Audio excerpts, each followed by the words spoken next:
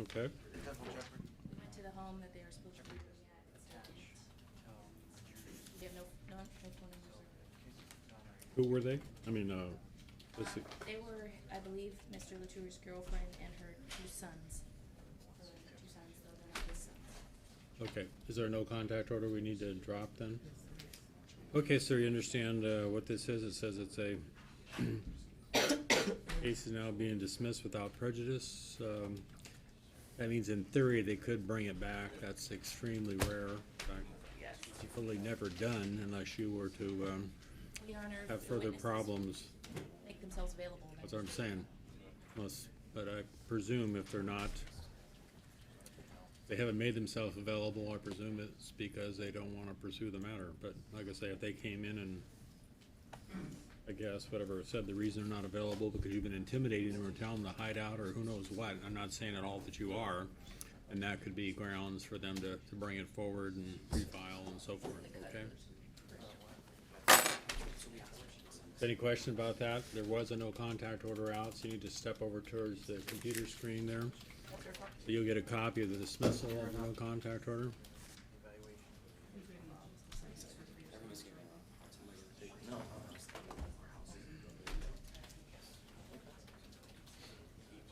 Ready on Mr. Lahamadou, Your Honor. Okay.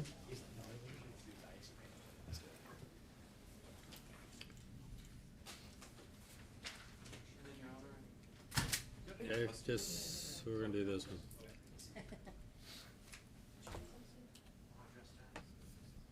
Did Mr. Hamadou submit to the 1077? No, Your Honor. No, I didn't, Your Honor. I sent you a letter exercising my Fifth Amendment right. You brought in, the prosecuting attorney brought in somebody to testify that I'm committing insurance fraud, and then you accused me of terrorism, and so I'm gonna remain silent. Okay, I don't recall ever accusing you of terrorism. Well, you referenced my Facebook, Your Honor. You referenced my Facebook, one of the first hearings that we had, and you mentioned that I could be subjected to 12 years in prison, if you recall, for terrorism. And so, I'm pretty sure those words did not come out of my mouth.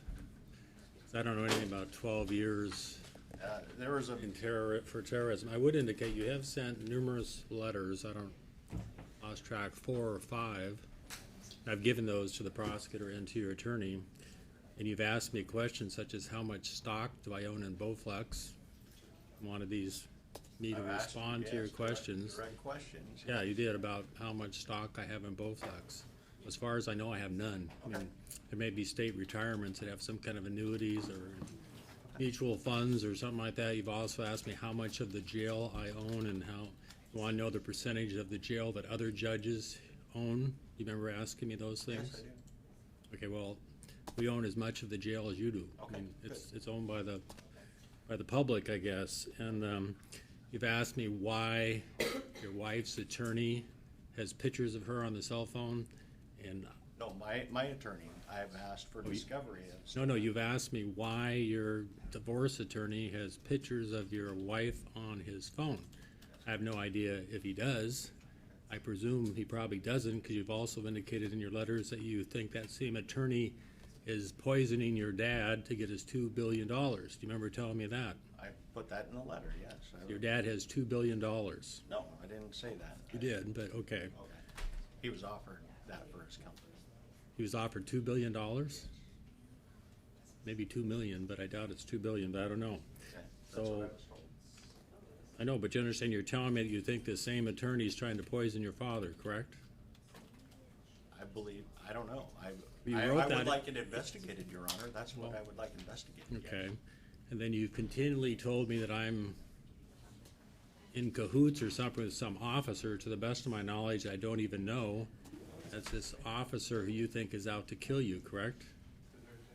Yes. You use the word render, that the officer's out. He attempted to render ran you. me off a cliff, and then he's made a few, I believe he's made a few other attempts on my life, and I filed a lawsuit against Clark County in regard to that was just recently dismissed by Judge Mathis. Okay, so you sued the officer who you say is attempting to kill you. I sued Clark County. Okay, well, him in Clark County, and he said that's been dismissed. Okay. It's unfortunate this thing's been dragging on so long.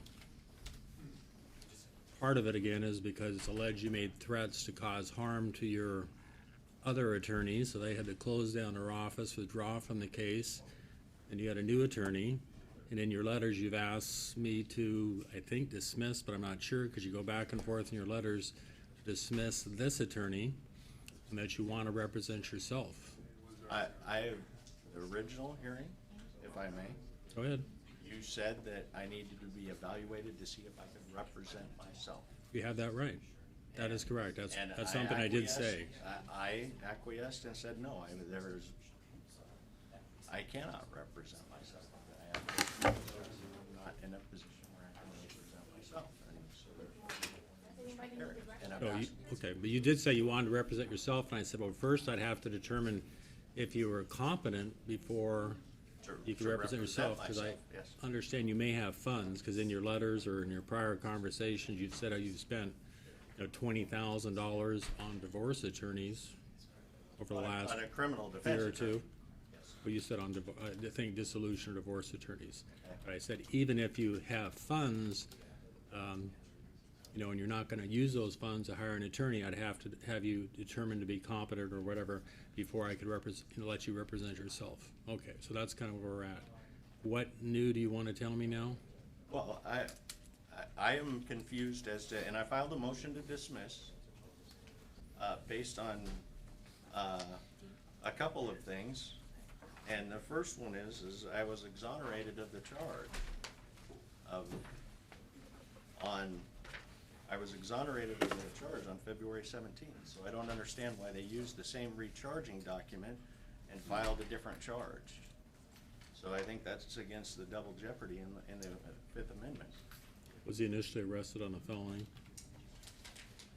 Yes, Your Honor. I'm sorry, I didn't hear what you asked. My question was, again, this case precedes me coming on board. It's quite common, and it's, I guess, assume it'd be to your advantage. Most people, if arrested on a felony, would prefer they not be charged with a felony. So after further review, they decided to not bring it forward as a felony where you could get, up to whatever, 5 or 10 years in prison, and to charge it down here in district court. Okay. So it's only double jeopardy once you went to trial. We've been at Well, this a is a trial on complete something. acquittal, isn't it, Your Honor? That's where I'm confused, I guess. No, it's just, it's a dismissal. It's a dismissal on your felony charges, and they file them down here in district court instead. Okay, so they came down and they filed it on the probable cause. And I want to read the probable cause statement, if I could, because this has never been signed by anybody. Is that okay if I read this into the court? It would be a court record. For what purpose? Well, I mean, this is rife with errors. The probable cause statement says, Sergeant Torres, Deputy Schmidt, and I responded to 95 17th Northeast Hazeldale. Sergeant Torres, Deputy Schmidt, and I responded. And on the bottom of the signature, it's signed by Deputy Schmidt. Okay, so that's the first problem in the probable cause. And then it goes on to say that I will kill you. He's been taught to kill, and he stated he would kill her. I never made any of these statements, Your Honor. Okay, well, those are issues to be determined at trial. Right, and they've hidden the I think it made witness. reference that you, on a number of occasions in your letters or comments in court, have said you were a Navy SEAL. Maybe that's where they got this part about you're trained in combat. Right, But your and- wife said that's not true. That's a delusion on your part, And so is what your wife said. She came in and testified that I was never a Navy SEAL.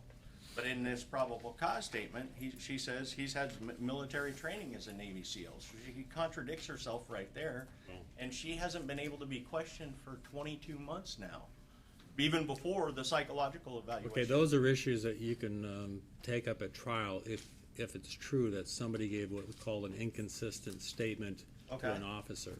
And I think you have enough information to dismiss this based on your witness.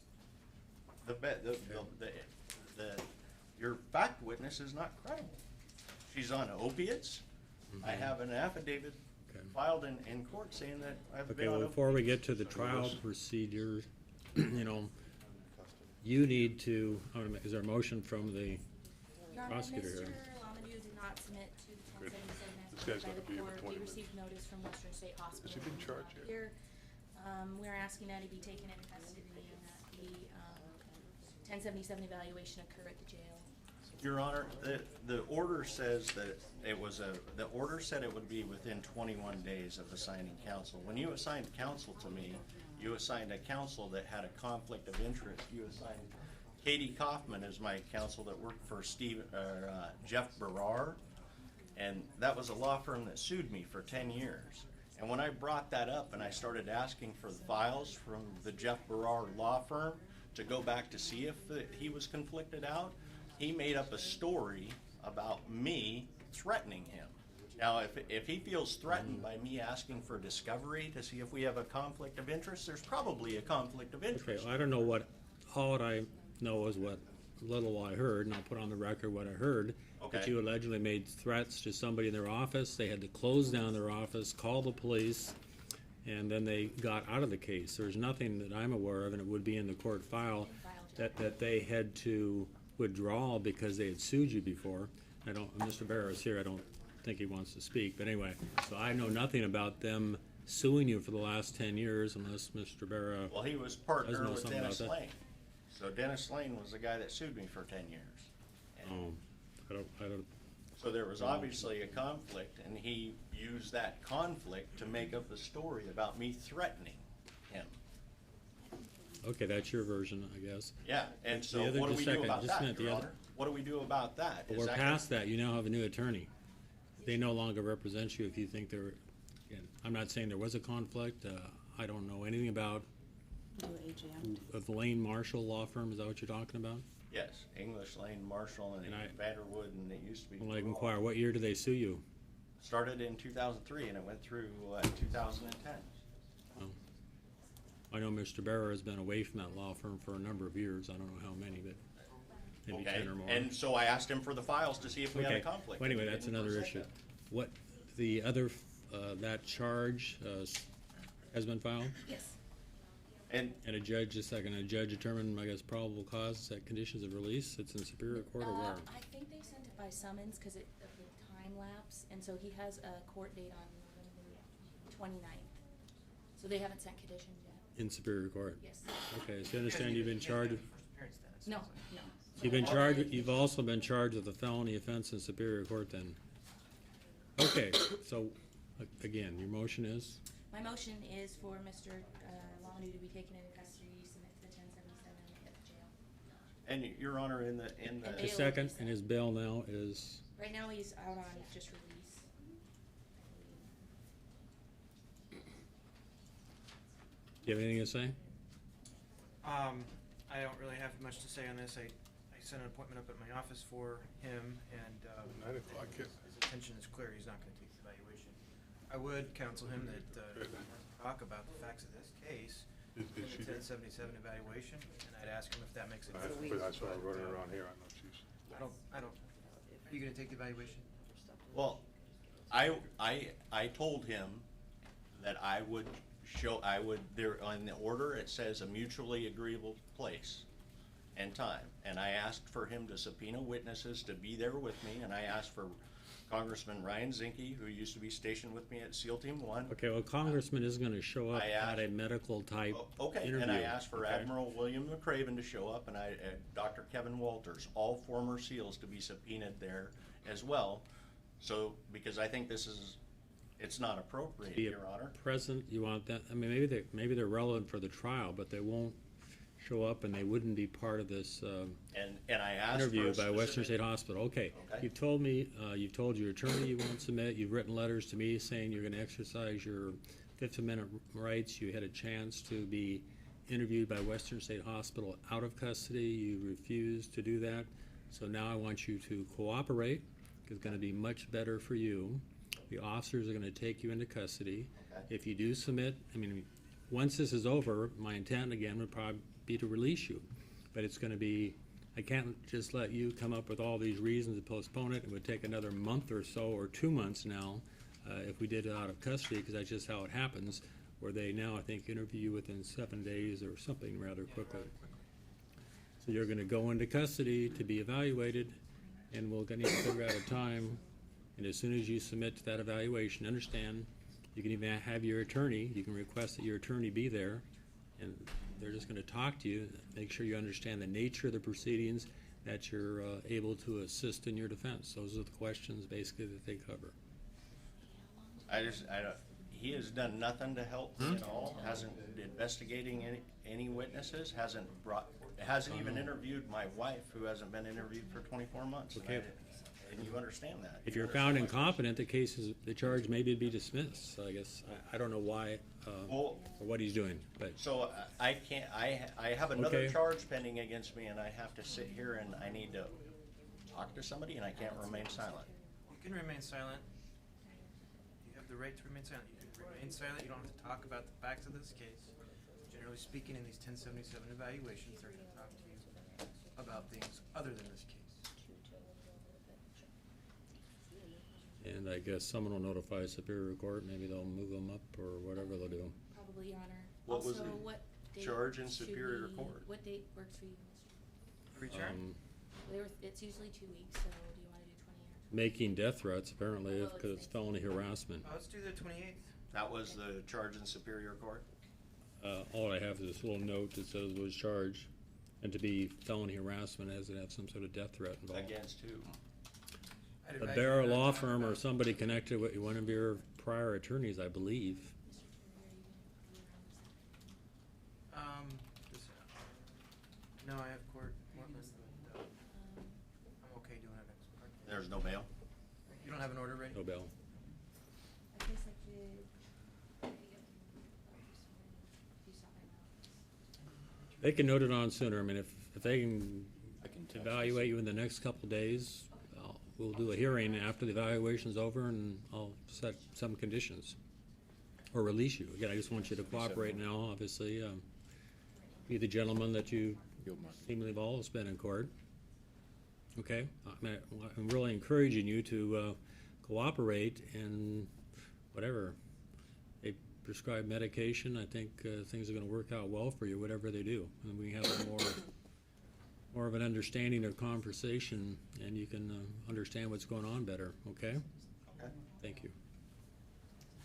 Your Honor. Can I drop these off? I'll take them. Your You're gonna go over there and use ID, that. and I give that to my Yeah, friends? go on over there and sign, so we can deal with it. Kevin Nelson? Who's supposed to be?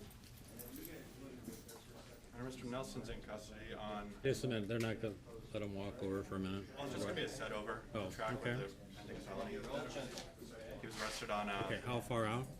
at least a month. I'm not sure what the court schedule is, but. What's his pending felony? It's a felony no contact order violation. What does he have here? You said he has a felony no contact order violation. What does he have here? Probation Oh, violation. it's just, tracking I see, a law PV, violation. thank you. He does, obviously, he doesn't wanna take care of this first, he wants to wait. I asked folks to email to me, so.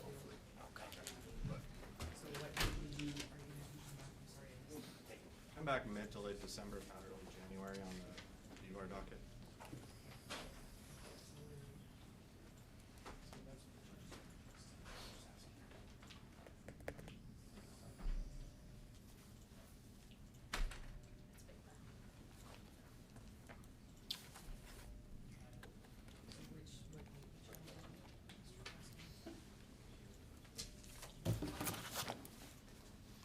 Sorry, man. Say December, let's do December 15th in the afternoon.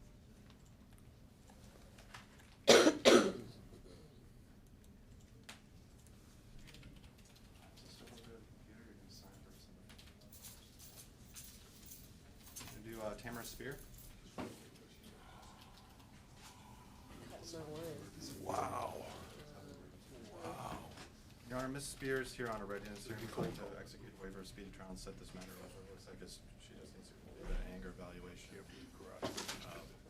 Prosecutor and I are very close to negotiating that. Judge, so let me do a 1077 here. That's agreeable with the state? Correct, Your Honor. We'd ask that There it is. we strike the trial. Looks like this is why you could do that. The resolution down there. Lots of Medicaid. We could waive as of December 1st on this one. That would allow us to set it over to January, we do January 10th. Actually, January 9th. Henry, just step in the hallway. They went over to Monday, January 9th, is that Yes, correct? please. Okay. Ma'am, you'll come back at 8:30 in a second. After that gentleman leaves, you'll step over to the computer screen and sign a document. You can maybe sign that before I'm not sure.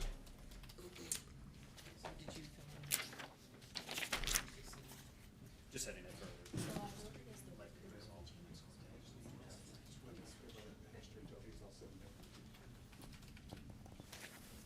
Christopher? Here, I have Christopher Vernacki here, V-E-R last name for readiness. It's gonna be a dismissal is my understanding. It's correct, Your Honor. This is a, Okay. excuse me, this is an assault 4 allegation, between, looks like they were married. This was, an apprehension of fear assault 4 allegation, Your Honor, no known criminal history. We had an opportunity to speak with the victim. There was no Smith. In our speaking with him, he indicated he wasn't fearful. We just don't believe that we had any substantive evidence, at this time, Your Honor, so. Okay. No contact order's already been lifted, or wasn't issued even. It looks like it was Okay. not based on. That's fine. Nothing to drop then. Nope. Nothing to. Okay, your charge, as I've indicated before, it's highly unlikely. I'm not sure if it's ever been done, to be honest with you, that they refile. I said it's highly unlikely they'd ever bring these charges forward, but again, it's, an extreme case where there was another incident and he said, well, yeah, he did it this time too, and, whatever. They could bring it back. So obviously, the best thing to do is not get in any trouble and make sure the statute of limitations have ran by that period of time. But in other words, they could refile. But like I said, I've never seen it done, but that doesn't mean it couldn't be done. That's what a dismissal without prejudice means. Understand that? Okay, thank you. Thank you, Your Honor. I believe Mr. Rivera has the next 3 cases. Thank you, Counsel. Andre Regenza? Okay, wait a second, what did we just Yeah. do that guy? Sorry, dismissal without prejudice. I'm gonna pause. No contact. My cheaters, my glasses, I left.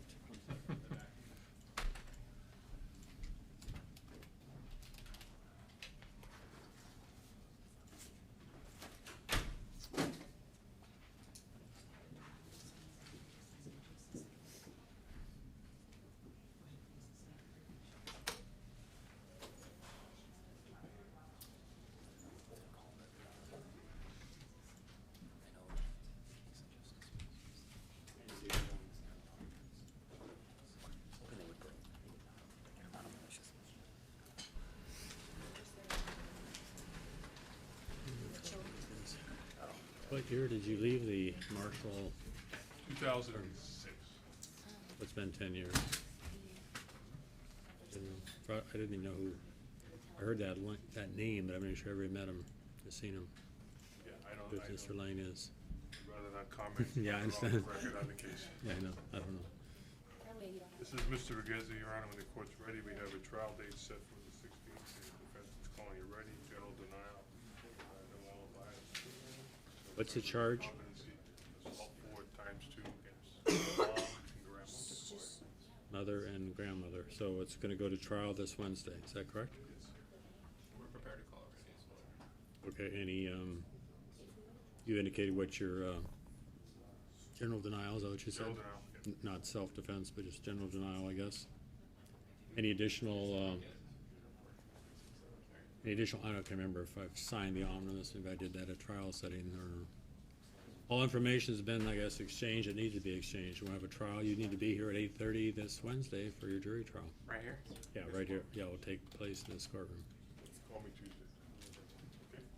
Thank you. There's the, I don't know, he's again in these cases, and all of a sudden I find out all these things that maybe should have resolved beforehand. Is there 911 tapes or things we need to review Tuesday afternoon, or do you think there's a need?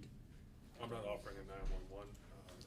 Okay, We right. have no additional witnesses other than the named victims in the case that I anticipate will be here. Okay, so if neither side is indicating there's a need to do any Are you offering a 911?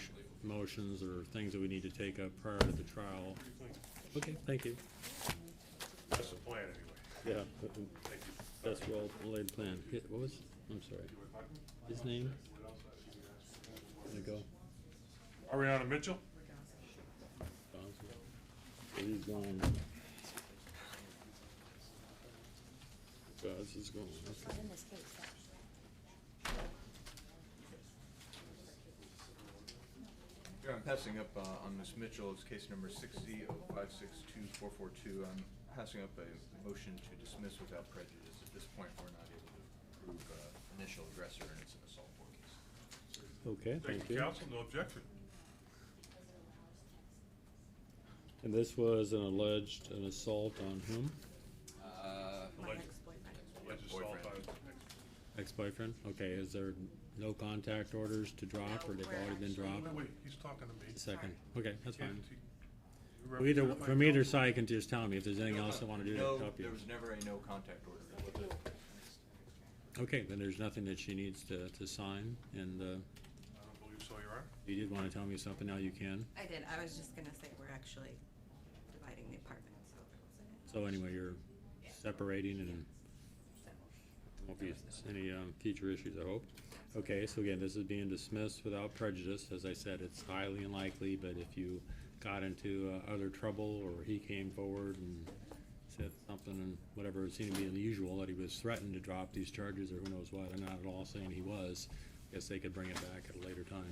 Okay. Okay, thank Awesome, you. Thank you. The interpreter here, Martinez Batista. Pardon? Batista case? Well, that's a multi-level interpreter case. That's when we need two? When we Well, have they- sometimes? We have been denied.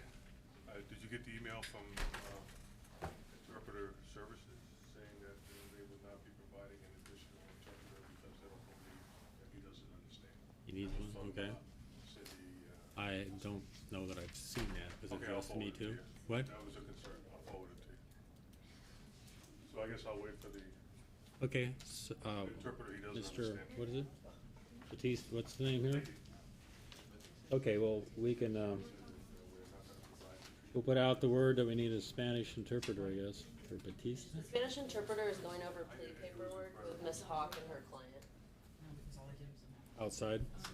I think in the interpreter office area right over here. Oh. Okay, they're nearby. I guess we'll get them sometime.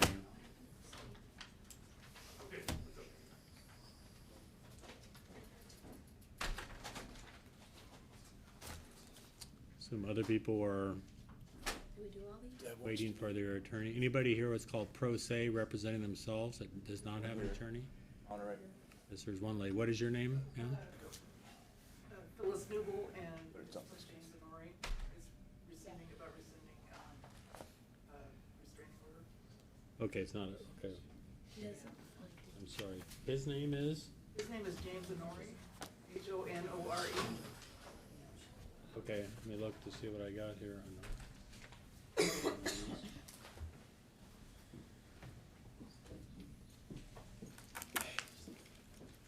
If nobody else is ready, step up here. I'm trying to find, are you the alleged victim?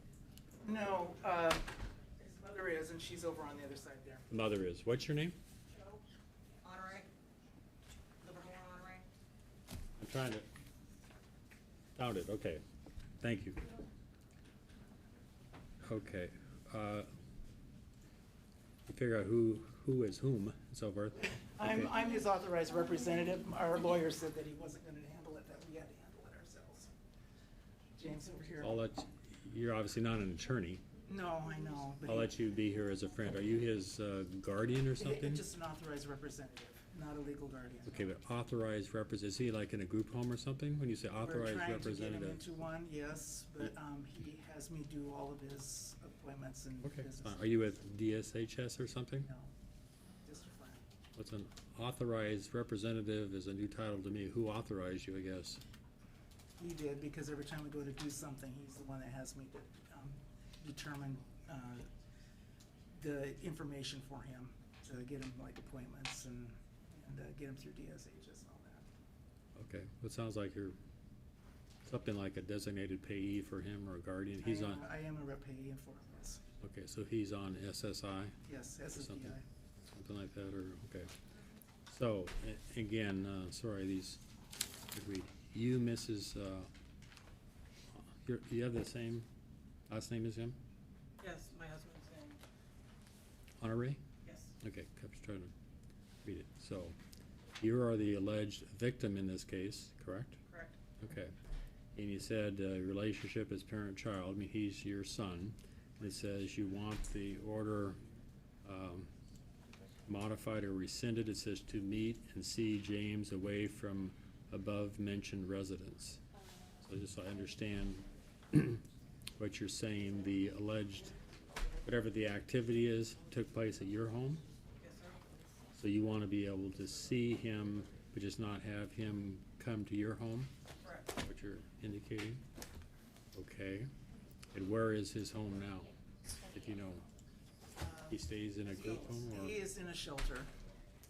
he's in a residence with other similarly situated Well, individuals or It's called something? Winter Hospitality Overflow. Basically, he has a place to sleep at night, but during the day he's on the street. Oh, well, I know what that is. It's right across the street Right, here. St. Paul. So he doesn't have a full-time residence. He's No, he's not basically yet. homeless, living on the street during the daytime. Yes, and that's why we're trying to get him into some housing. He has, part of his diversion program, he has to have a therapist, and so we've been trying to find a therapist for him to get some medication.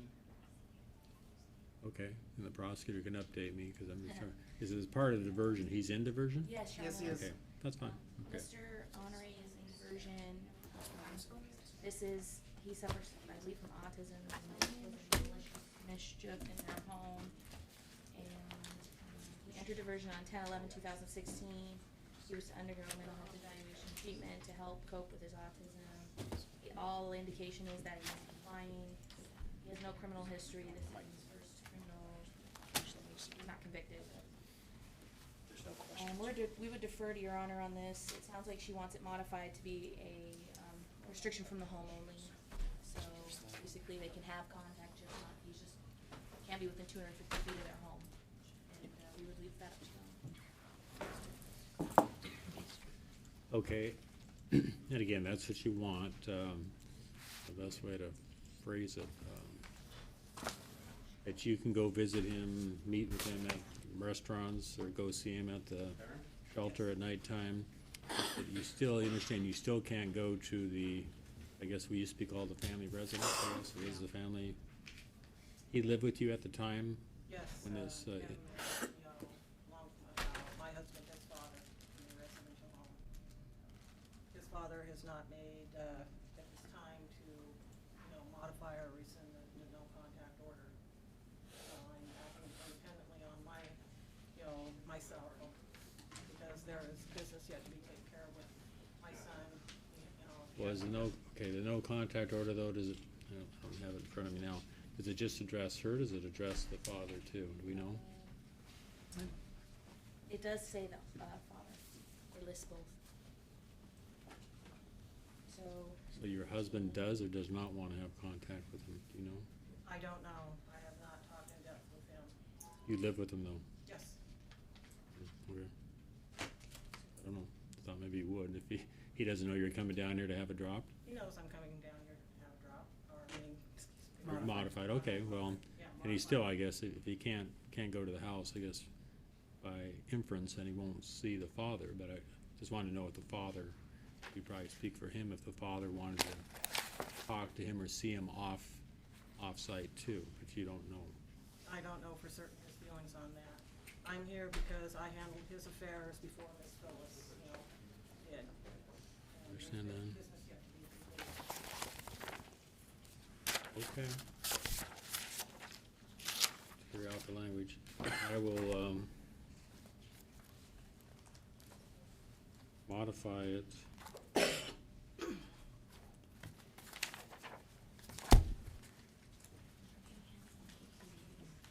yes. Allow Okay. off.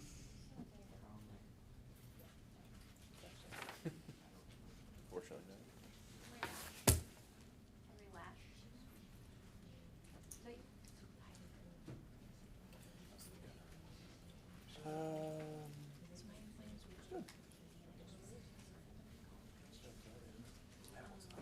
Okay, I'm sorry to read it. What's your, this looks like it says Joe E. Livermore? What's your first name? Joe, J-O. What's the E? Is that an initial? Yes. That's part of your spelling your name, J-O-E? E is for my middle name, Ellen. And you have a hyphenated last name of Livermore? Yes, sir.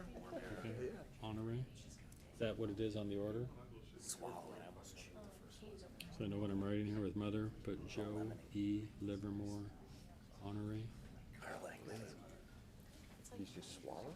The pill? James, do you have any questions? You understand your mother's gonna be able to come and see you and help you out? I don't have any questions at this immediate moment. Excuse me? I do not have any questions at this immediate moment. Out like all Okay. Friday.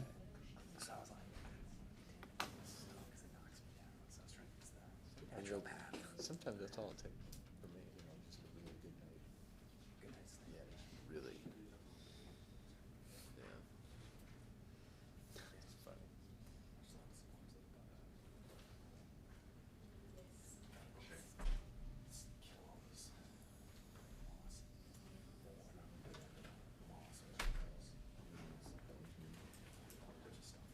On your roof or something?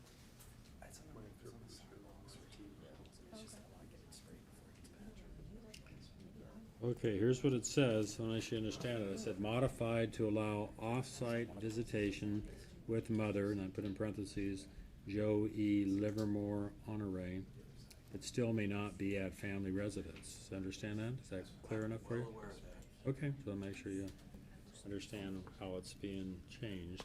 Augustine Batista. I presume now it says no phone call, no nothing, or, I think that's Whitney Coon is yours? No. Phone contact was allowed. pardon? Phone contact was allowed. Yeah, for your mother. I don't Yeah. think- Okay, well, if phone contact was allowed, then it is still allowed, but you can also have actual visitation.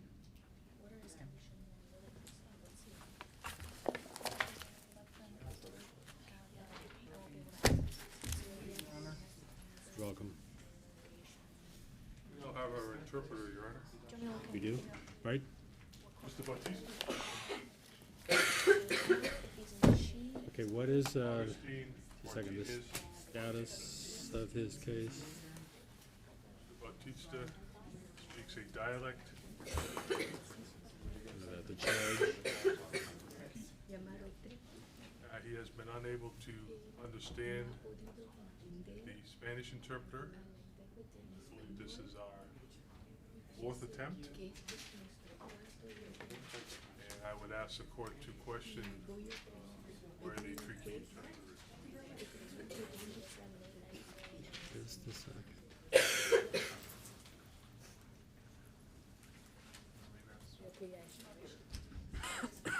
Inquire of the prosecutor, what are the charges, and did he, allegedly speak English to the officer? Assault in the fourth degree is the charge. Looks like there's a report, Andrew Kennison. Deputy Kennison. I know Deputy Kennison speaks Spanish. His report indicates that he wrote that he asked the defendant if he'd gotten in an argument with his wife. And from my reading of the report, it seems like the defendant responded and told Deputy Kennison what happened. So it looks like there was a statement. So the defendant did communicate with Deputy Kennison. And I imagine that was in Spanish. I don't know about Greek. He's. Find his name. Who it is? Oh, okay. Look on the list here to see which one is he?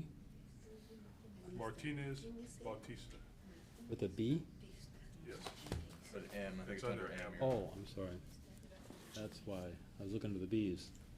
Now I see it. Martinez.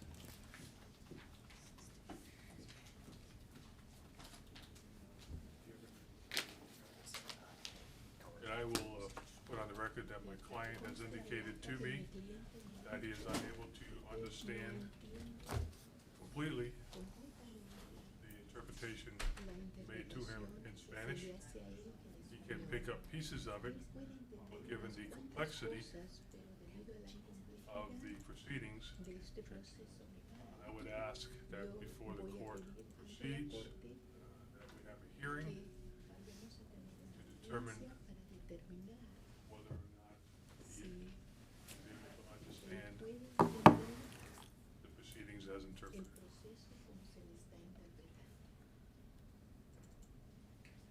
I think at the very least, before we proceed and use valuable trial time, that issue should be dealt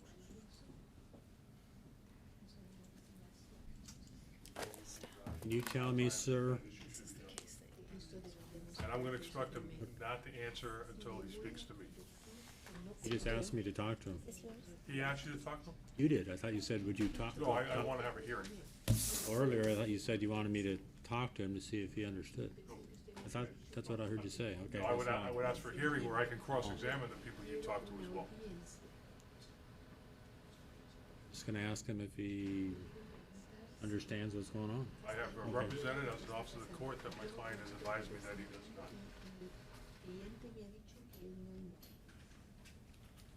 Where are we at on speedy trial? What type of hearing do you want? We will waive speedy trial till the cows come home. I think we need to resolve this issue or it's gonna come back. I don't have an objection to setting a hearing date. I would like to set a trial date as well, past the hearing date, just because it is an older case. And if it resolves that he is sufficiently able to understand Spanish, then we can move forward with the trial date. If it does not, And I guess if I could have some guidance from the court, or from counsel, whose burden is this to show that he understands? Is it the state's burden, or is the court feel it's the defense burden to show that he does not understand the term? I would submit it's the state's burden to prove that he understands the court interpreter, given their burdens. There it is, but. Who, okay, you said that the, was the interpreters that advise our interpreter coordinator that he understands Spanish sufficiently that they wouldn't need a second truckees, if I got the name right, interpreter? I received Truckee, whatever it is. an email from NOSCO indicating that the court would not be providing a Triqui interpreter. I can look at that again. They may not get the exact verbiage correct. Perhaps the court could question why a Triqui interpreter is not here, interpreter who is here. If you know, I don't wanna put you on the spot. You just show up when you're told to. From what I understand, Corinne informed me this morning that the previous interpreter Apolonio speaks a different kind of tricky from another region. And Mr. Martinez Bautista was not able to understand it. They weren't able to locate another tricky interpreter that speaks the same tricky as Mr. Martinez Bautista.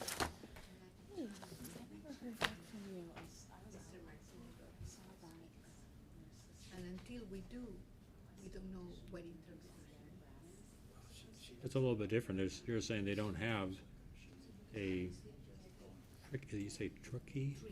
Tricky interpreter that speaks the dialect that he speaks. So it's a matter of unavailability is what they're saying. Not that he maybe doesn't need one, but they don't have one. So he needs a Triqui interpreter. But you're saying that you thought that they said he doesn't need one. They're saying they don't have the one that he might need. The takeaway I got from the email was that he understands enough Spanish that the court interpreter services have satisfied their obligations by providing a Spanish interpreter. Now, again, I would like Ms. Nosco to speak for herself if it comes to a hearing, but it's our position that he doesn't understand everything that's being interpreted this morning, and we process rights would be violated to be tried until an interpreter has been found that he does understand. I know there's emergency provisions, but I guess I'd inquire if you know, I mean, it's tough having a relative, but somehow he survives I believe it And is a works- protected party that he can talk to. and works Protected party. in this, He works as an works in this agricultural community. worker, and his communication with. I know, but if there's somebody, I don't know if there's a boss, a foreman, somebody who is somewhat of a neutral party. I know in emergency situations, you can use other people, but it's like, I'm saying this is a strange hypothetical, but if there's only, one person in the world who speaks his language and that person dies, then I guess you never, doesn't mean he never gets a trial, I Well, don't think. I agree, this is a difficult I don't know where issue. you find this other I just wanna person. make sure that we lay a proper foundation, that it doesn't come back. And I Okay, think well, I all understand parties that. wanna do that. So when do you wanna have this hearing? I guess the hearing would be involving, I have no idea I would like about 30 days to prepare for the hearing, who's going to, and I have no objection. who's gonna tell us what dialect he speaks. Your Honor, if the interpreter may ask, what region? Corinne asked me to inquire about the region, the town where he comes from, and Okay. maybe we can locate an interpreter. I would object to that.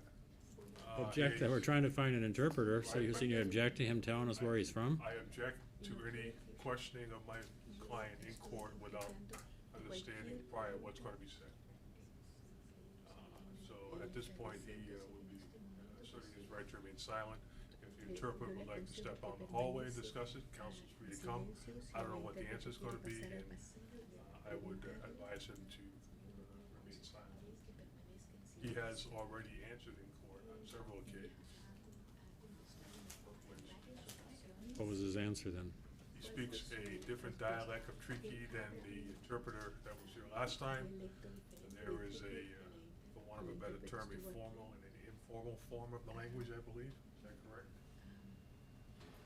Again, sorry. Well, he won't even, I don't know. Well, how can she ask him if he understands, if he doesn't even really understand enough to answer the question? We're getting into metaphysical. No, I mean, that's what we're I saying. think he understands as he's laughing at your question, or laughing about something. He's understanding something here, but if he can't even say what, Be embarrassed, I don't know. So can we set a motion He's date, laughing 30 days at out us. of council, is what you'd like, and a trial date beyond that? And let's set some time, but I was gonna step out there, it seemed like he should be able to say, is this, again, I'll probably say it wrong, but is this part of Mexico? Is that what we're talking about? A language in, he's nodding his head, in case you can't see him. So it's, she's asking him what part of Mexico he was raised in where they may speak a different dialect of Triquis. Do my best to ask. Okay, And well, I guess, will know for the record that he does understand some Spanish. However, to be tried, I would argue that requires a different level of understanding of the interpreter service. And I know we have come up with this issue occasionally, especially with regards to Miranda. And I don't remember what the standard is off the top of my head. That's what the motion had before. Case is usually resolved in English. well, I had one, and I had a hearing as to what the person issue was, had, with your office, a couple months ago, we had a hearing where the person was, the claim was he didn't understand Miranda, but both, whatever, the officer said he spoke English, he met the officer, whatever, at the Walmart, after he was called, and the alleged victim said, yeah, we speak English all the time, they were of Spanish descent, so I found, that he could waive his Miranda rights. That's sort of drop. So he ended up pleading. She ended up pleading. But we had a hearing, so I think that'd be the same thing. I'd have a hearing and Somebody's determine. gonna review this one, so I wanna make sure we, I don't know what they're gonna review. So, okay, just a second. We got the date. When did we, I'm sorry, wait a second. Parties? We're not leaving, we'll be right Oh, back. okay, you're coming back. Thank you. Next. Henry Lash. Oh,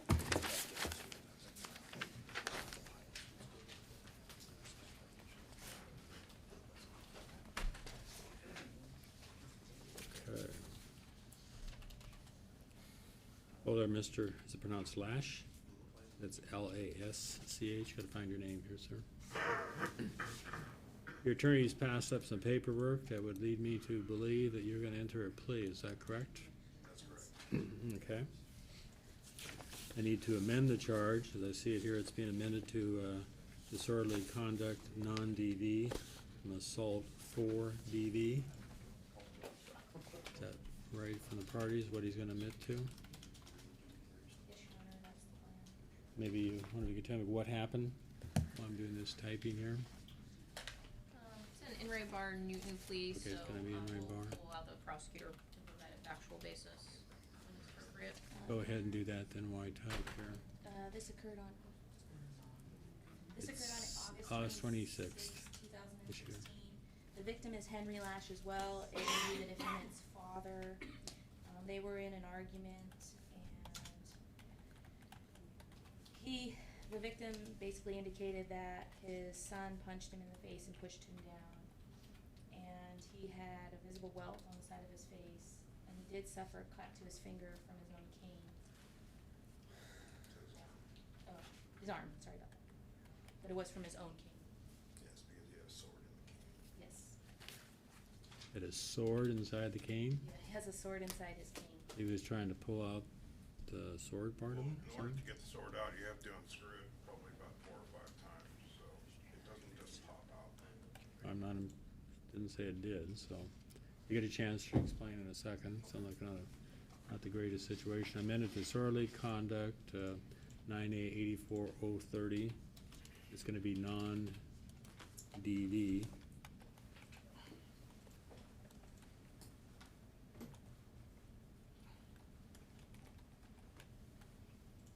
So is your,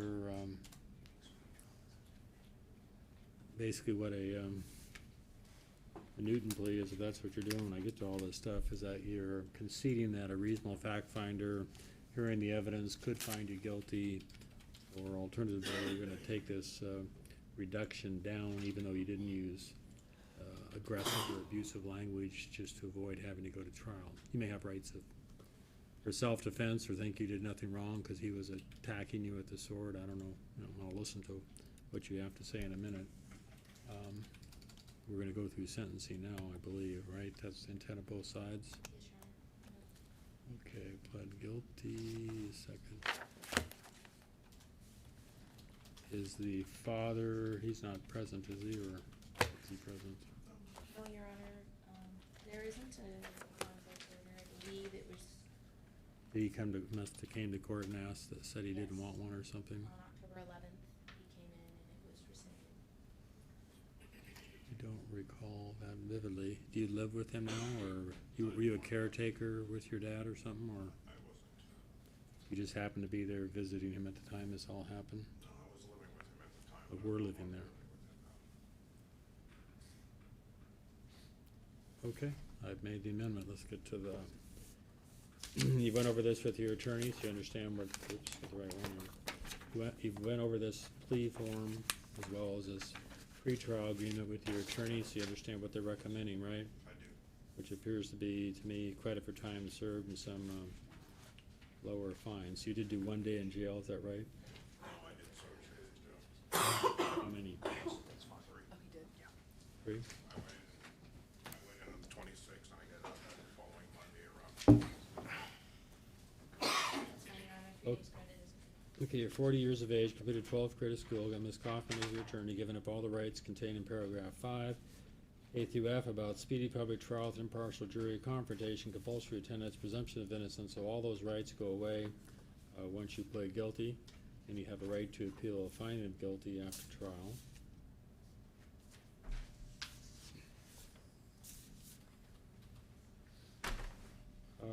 Plead guilty to disorderly conduct, non-DV, again in Ray Barr and Newton plea, and the prosecutor, I think, has covered a factual basis. And was there any language used, or was mainly alleged grabbing, or what was the allegation here again? Your Honor, the victim, Mr. Lash, the senior, indicated that his son had punched him in the face and pushed him down. Before he threatened him, I'm not saying he did threaten him, but allegedly pulled out a sword on him or something? According to what this Mr. Lash, he said that his father had confronted him and was shouting. But he didn't, Oh, your father's in his sixties, I presume, right? Based on the police reports, I don't see a basis for disorderly conduct, which is why it's. Okay. Okay, I'll accept the plea of guilty on that basis. Is he wheelchair bound? No, he's up and around. He just happened to have a cane that had a sword in it that he uses or something? He uses a cane sometimes, and he does have a sword cane. It has a 3-foot sword in it. And in order to take out the sword, you have to unscrew it several times. Right, so it doesn't just slip out, it's not Right, unusual. So it doesn't slip out. So, would you like me to tell you? Well, it's up to you, yeah, if you wanna give me your version as to what happened or make comments, you sort of have a right to do so before I sentence you. Yeah, I mean, based on the police reports, it looks like it was a claim of self-defense. So, we think that this is an appropriate resolution. Okay. I'd say it's sort of unusual, cane, I guess. It sounds like a constant concealed weapon of some sort, or hidden, Yeah, sort of mace, but a cane that turns into a sword more dangerous than tennis balls. with a little, with a few twists. He had just got back from the bar, extremely intoxicated. As soon as he walked out the car, I could hear him from inside the house screaming and yelling about me. I don't know what I had said all day. Came in and just verbally abusive and, physically abusive with my mother. He punched her, and so it was my birthday on the 28th of August, was my 40th birthday. So I called my girlfriend and I said, I need to get out of here. She said, take a shower, grab your clothes, and come out. That's exactly what I did. Took a shower, grabbed my things. I was heading out the door, and he met me as I'm walking outside my bedroom door. I had nowhere to go. He got in my face, and he took that cane, and started pushing it in my face. And I heard it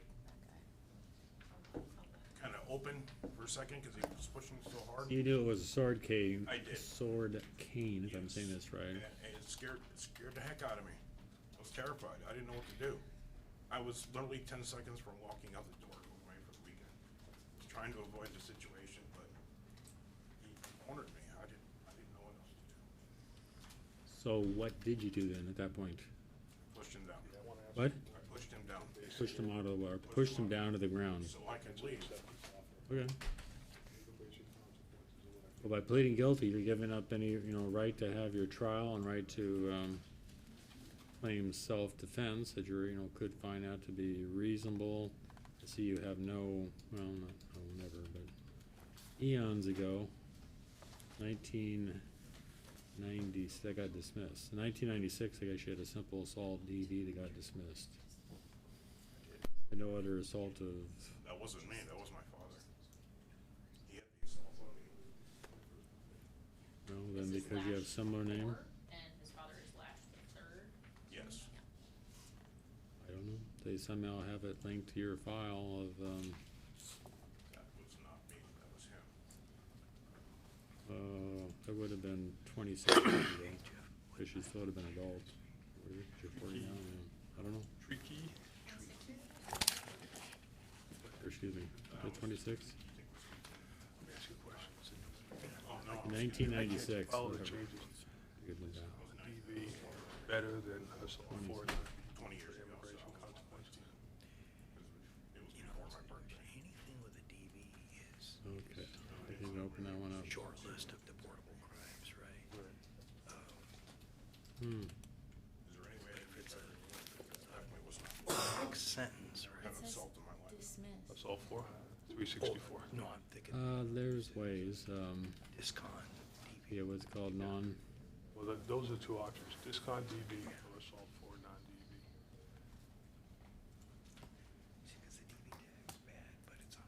trying to It's only 90 days. open it up and see, but, okay. But then again. 3 days, credit for time served, no additional time to be spent, And you get rid of the DB. and 87 suspended. Good question. Yeah, $100 fine, $4,900 suspended, it changed too. Well, yeah, wait till January. a $43 filing fee, I mean, that's what this is all. $150 indigent defense.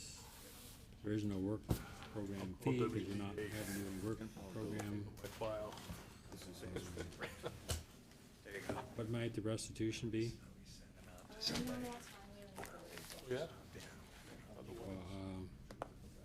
Why, than, Would have been for There's the no- cut, he needed Saves, stitches, you might be deported. what? he needed stitches on the cut, Yeah. Oh, It was self-inflicted. right, so that's fine. okay. I think, I agree with you. What about the mental health eval? Well, Your Honor, that should, I'm sorry, I meant to cross that out. I can do that if you like. Okay, I'll do it.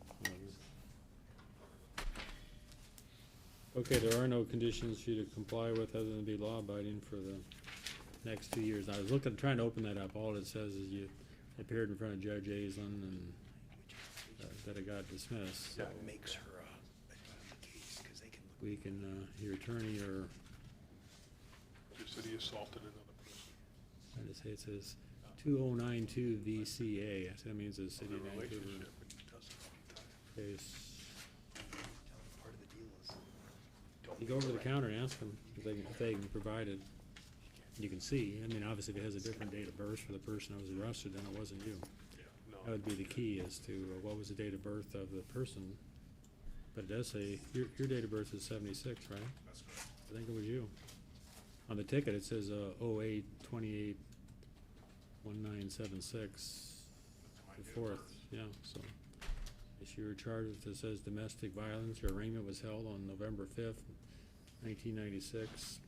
Pled not guilty, then December 13th, 1996, it was dismissed by Judge Aislinn. So it sounds like it was you, maybe you forgot. It certainly was not me.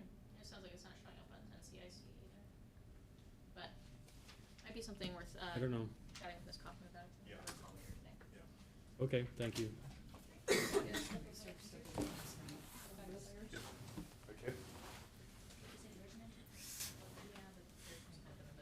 This is gonna be real quick. Oh, we're back. Your Honor, we're back on Mr. Martinez Batista. I will state for the record that my client is able to understand the present interpreter if we proceed slowly.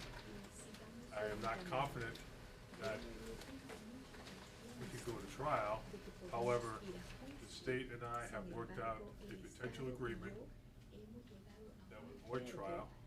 I need to consult with WDA immigration consequences.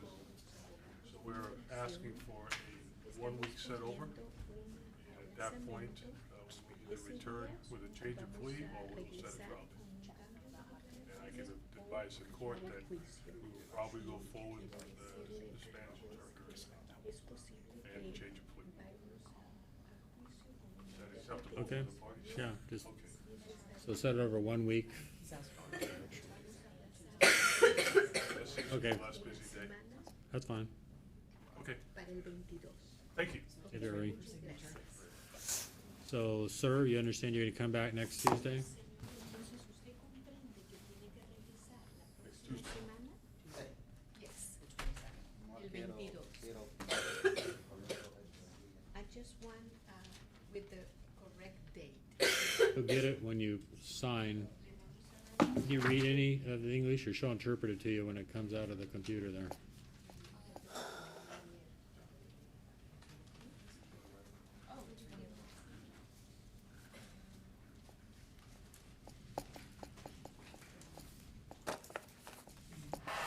I'm just curious if they can give you any, they give you specific advice as to how it is today. Who knows how it is next year? Or, I don't know, that stuff can be retroactive or not. I agree. Yeah, I don't know. Moving target. Yeah, I don't know. Probably can be.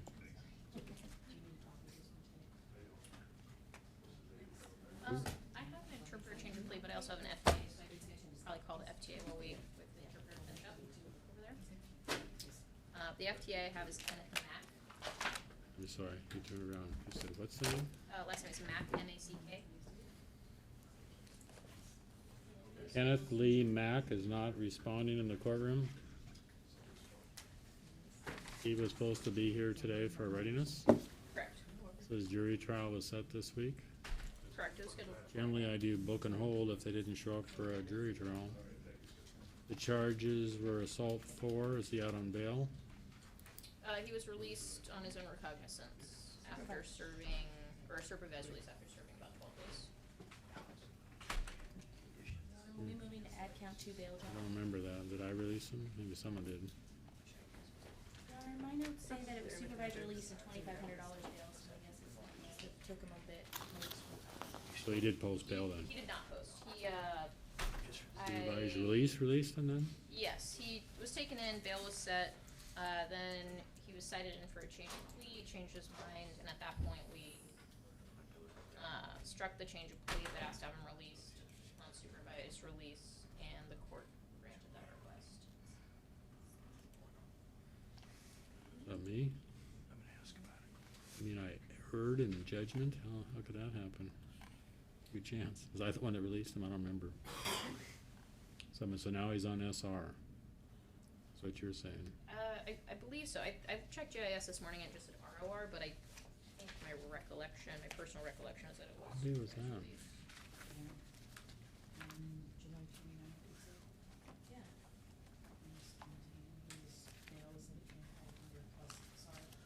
And then, okay, and then August 9th, he was released.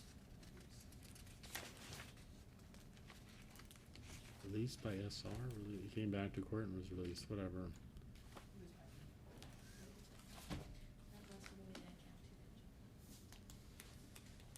I know the alleged victim came in, I guess, and asked to have no contact order dropped. But it says we are homeless and live in his van. Not much else about him. Okay,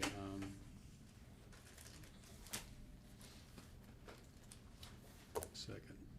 One more time from the, whatever it is, city or state, I guess it's the city case. You want to be allowed to add on bail jump, is that correct? you Yes, said? Your Honor. Do you have much of a record, or what are you recommending for bail?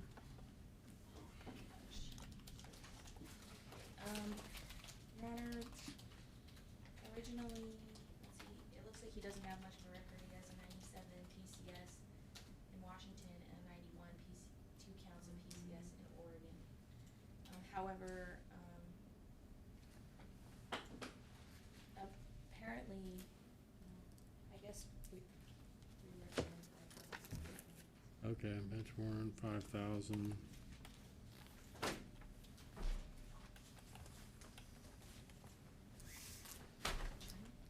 Allow bail jump to be added on. I may be confusing him with someone else. I do recall something now, I think, about, yes, they lived together and had to constantly move their motor home around that they're living in or something like that. I think, who knows. Allow bail jump to be added. Which day was that on for? It was on for Friday.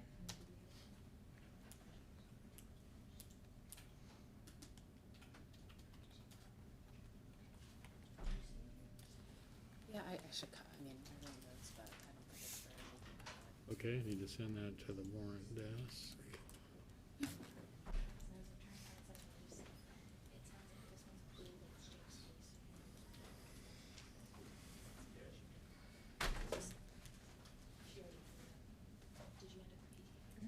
Get a chance to look at how many. And this is on, what is that? Oh. Okay, thank you. Antonio Orozco Garcia.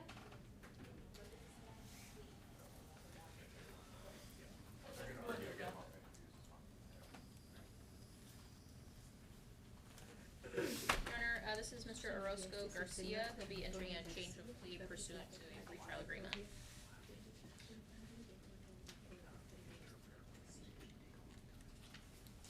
So, pleading to count one, am I reading that correctly? Count two is an attempt to commit something, and that's count two, the attempted and lawful imprisonment, is that what that is gonna be dismissed? Correct. Okay. Oh, sir, get caught up here on some things.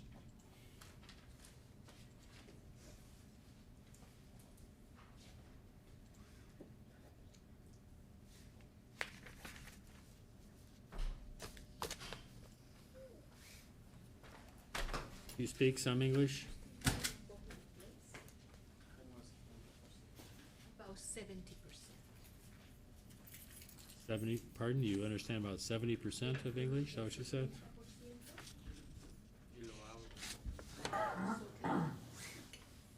Pardon? I also can speak. You can speak English. ¿Puede hablar inglés?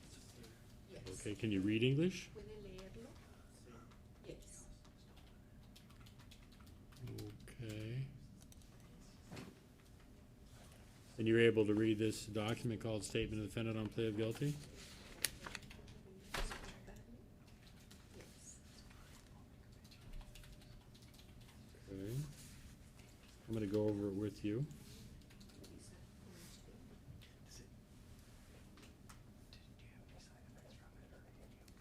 I need to, well, just pull that up. I thought with the 4-day weekend, we'd have like 25 DVs. It's not too bad for Monday. Whoever did, PC duty must, let a few of them out. Okay, let me get back to your list here, sir. Last, it's under the G, I gotta find it here, is that what it is, gross?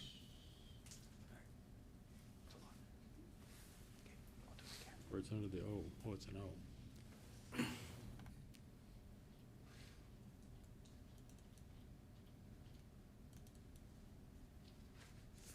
Again, you went over this document with your attorneys to understand what the recommendation is of the state, correct?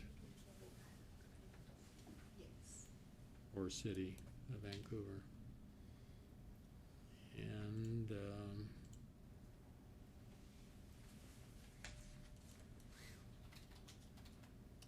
okay, I found your charging document. You're pleading guilty to the count one, which is assault in the 4th degree. Supposed to have occurred on July 15th against, Margarita Solis Ruiz.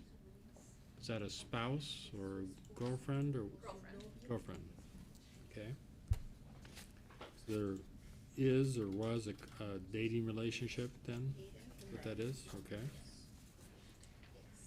And, we're gonna be dismissing now count 2 as part of the plea bargain, which alleged you, restrained her in some fashion or kept her in a room, I'm not sure, we'll cover that in a second.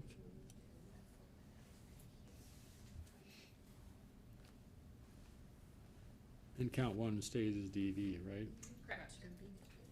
What about no contact orders? I don't remember. Are there any out or were they dropped or? There was not one put in place at his arraignment. That was due to her request, I presume? Yes. They put as charged to count 1. Dismiss count 2. Are you still seeing her then and friends with her? Your girlfriend? Yes. She present in court today? Is she? Yes. In a second, I'll inquire. I assume nothing's changed and she still does not want no contact order, as far as you know? Correct.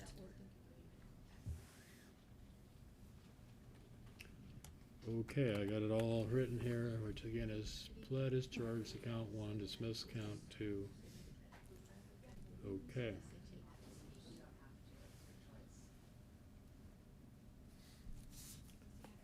Okay, so you're 33 years of age, is that correct? You completed the 9th grade school? Is that in the United States or where? In Mexico. Mexico? You attended any formal schooling in the United States? adults. English as a second language type thing or something, okay? Yes. You've already told me you can understand some English and you can read some English. Paragraph 5 indicates what rights you're giving up when you plead guilty. That's a right to a speedy public trial with an impartial jury. So all trial rights go away because it won't be a trial. So about being silent at your trial, hearing questioning witnesses, all that stuff disappears. And you can't appeal the finding of guilt when you're pleading guilty yourself. So the presumption of innocence goes away too. For a factual basis, it says on July 15th, 2016, in the city of Vancouver, state of Washington, I intentionally caused a harmful or offensive touching upon my girlfriend, Margarita Solis? Solis Ruiz. By doing what? Let me inquire of you. Did you push her, slap her? The allegation was a Whatever. push. Pushed her? Okay. Pushed her down a flight of stairs. Pushed her away from him? The allegation was a push against the wall. Pushed her against the wall. Okay. I'll find that's a factual basis to accept or plead guilty. Does the city have more to add? And Miss Solis Ruiz, would you raise your hand if you're here in court? Thank you. I spoke to her, I let Okay. her know that she, it was her decision whether or not she addressed the court. I'm going to Mexico. Okay. She said that Doesn't have to. questions, she'd be willing to answer them, but she Okay, didn't well, I don't have, the only question I was gonna have, is that if she's still the same position, you want to be able to see him and not, I mean, it can switch. I mean, I can now order no contact, but probably won't if you don't want it. I mean, if you don't want that to happen. Anything else from the city? Yes, Your Honor, just to provide the court some context, when the officer spoke to Ms. Solis Ruiz, she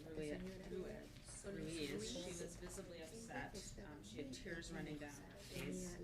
She told the officers that the defendant pushed her up against the wall, shoving his closed fist onto her throat, causing pain, and that she momentarily was prevented from breathing. She attempted to get away, and he began pulling her head down towards the ground by her hair. She was able to get away, but she told the officer, quote, she had to act crazy in order for him to stay away from her. She went to the bedroom, he followed her. Already one in the At other. some point, he then picked her up the floor, Reason to do that though. off the floor, and carried her back into the bedroom, where he began putting her down by pressing on her chest. She was initially willing to do a written statement, but then became upset again. San Francisco. She looked at the officer and began crying. She then said she didn't want to get Antonio in trouble, so she wasn't going to fill out the form. She did provide a recorded statement. I have not listened to that since this isn't my case, but I am. What do you mean, the officers recorded something on their phone? Sounds like they did a recorded interview of some sort with her. At the scene? At the scene. Is harassment? So I do think that although the court did not issue a contact order at arraignment, the notes in the file indicate that there has been no recantation by the victim. She's just saying that she is not in fear of the defendant, and that things are better. And as the court is aware, there is certainly a cycle of domestic violence, and often following an incident, there can be kind of a honeymoon period. Your Honor, I would object, this is arguing against the pretrial agreement. I'm sorry, I thought that it was appropriate. I thought there was a note saying we could argue for the no contact order. That's what it looks like on the copy I have. I believe it was crossed out. Copy I have says crossed out. Oh, I apologize. What I have here, it looks like it's still noted. That wasn't my intention to argue against the pretrial agreement. Okay, well, I understand. I guess if as I said, things can change. I can So, issue it, but now it's that's been your case? 3 months later and your office is part of the pretrial agreement is that you're not asking for it. And I just couldn't, the copy I have, it says argue, free to, or just says argue on that, and there's an arrow, it must have Somebody been crossed it out later, I guess. So I would just ask them if the court followed the original, I didn't see that before it was handed up. Okay. But your other part is for, he must have some credit for time served. He does not. This was an exoneration, Oh, and so sorry. he responded to a summons. I see, so it came in as a, oh no, what do you mean? It came in, I believe, as It came in as a felony. unlawful imprisonment instead of attempted unlawful, which made it a felony. I understand, but but he was not booked in jail? No, I believe he was on the felony, I would still give him so, credit for time served. I mean, if it's a related charge. How much time were you in jail before it got dropped out of Superior Court and then brought down here? Couple days? About 13 days. Oh, a long time. Mucho tiempo. Yes. Because it just took that long for you to meet up with your attorney or couldn't post bail and yeah, it looks can you verify like that? the, and this, I guess, is just the order of exoneration is dated July.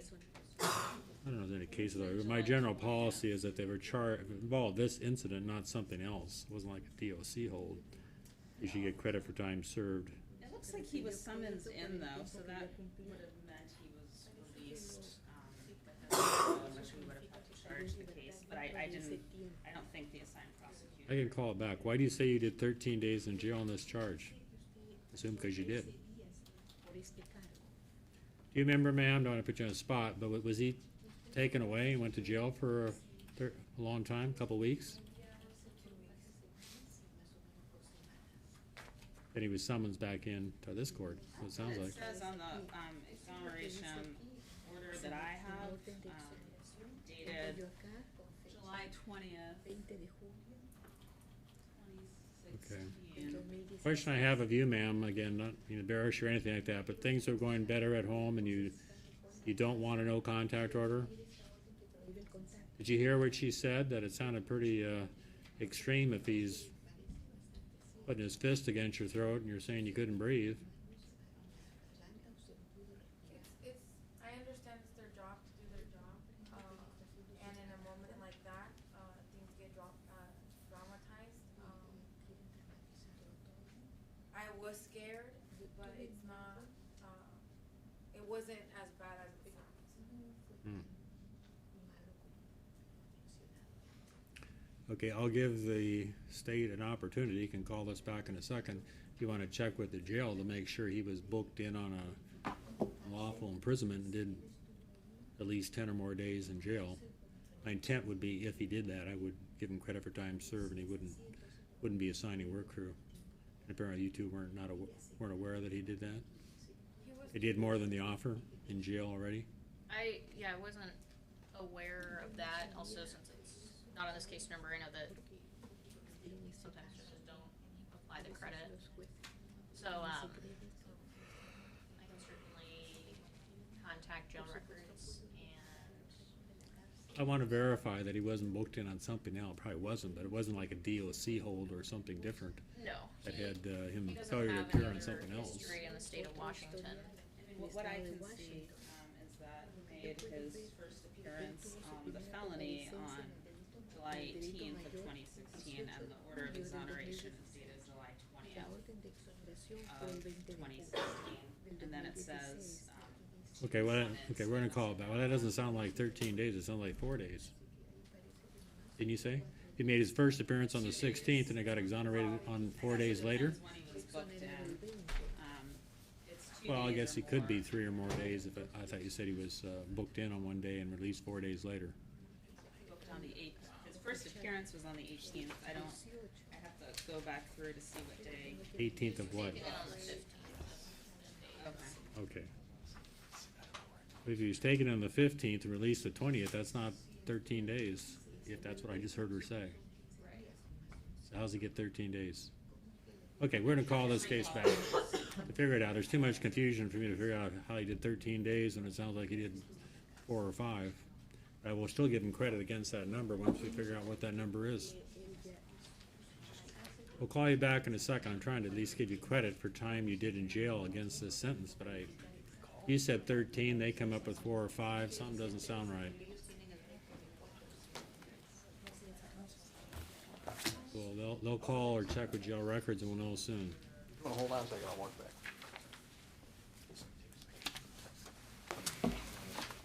Yes, you have something ready? Yes, for your honor. Who is it? Ready and not ready. Pius, P-A-I-U-S. Pius? What's it on for? It's on for readiness.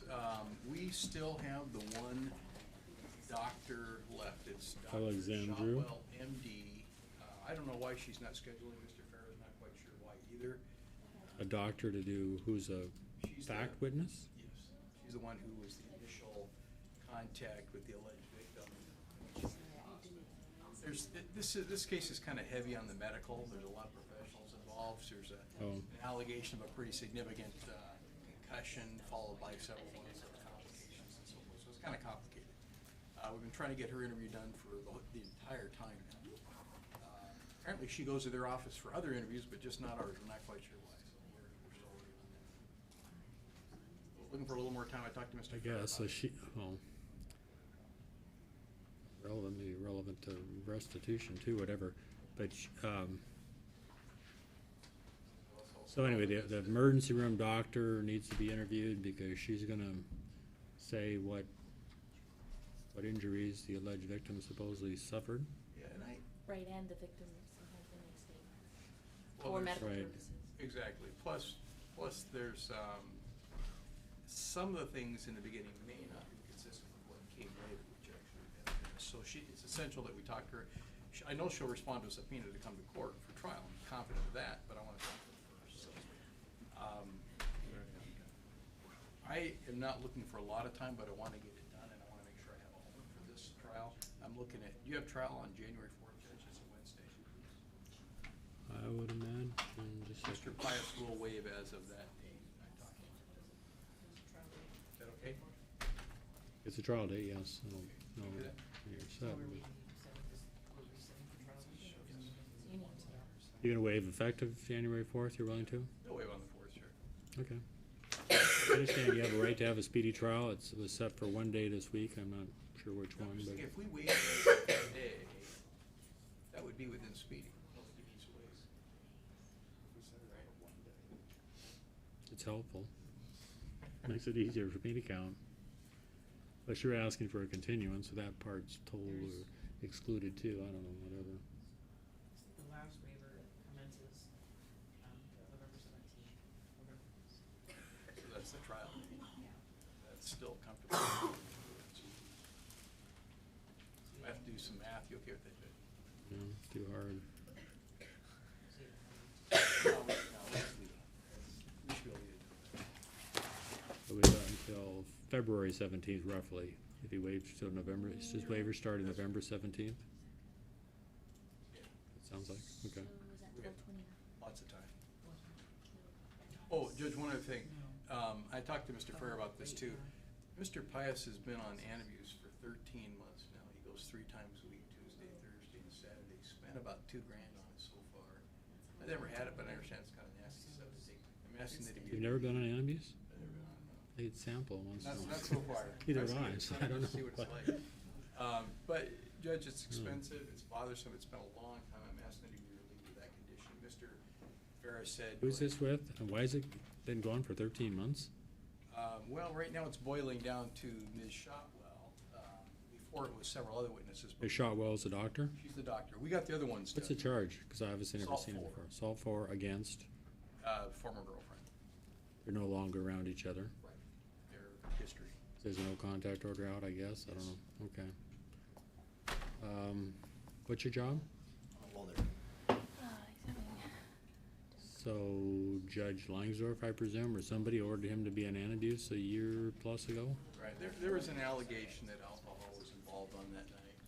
So that's, I understood why she did it when she did it, but it's what it was. So we have our hopefully What's the state's position, I don't know. Your Honor, my notes indicate he's supposed to be on random UAs and BAs, so we would ask if the government decided it was not on back to that. But it might have been changed in a year and a half. I don't I don't know. That's been the case, yeah. All I'm aware of is the anti-abuse requirement now, Judge. I just think it's. Let me give him a choice, because sometimes he would Oh, I prefer, see. prefer the October- antabuse because October it's 27th, cheaper maybe. 2015. Defense counsel addressed release conditions and the UAs conflicted with work schedule, so the judge agreed to end uses on 26. Well, and I understand, that's before I got in the case. I didn't come in until November, but regardless, either way, it's been 13 months that he's been on. Well, he has been on abuse, and if it was just changed at his request, did you say when? In October? 2015. Yeah, 2015, sorry. Oh, 2015. It's been about 13 months. It's a long time. He doesn't have a history of problem with alcohol. There's just an allegation that was involved on that night.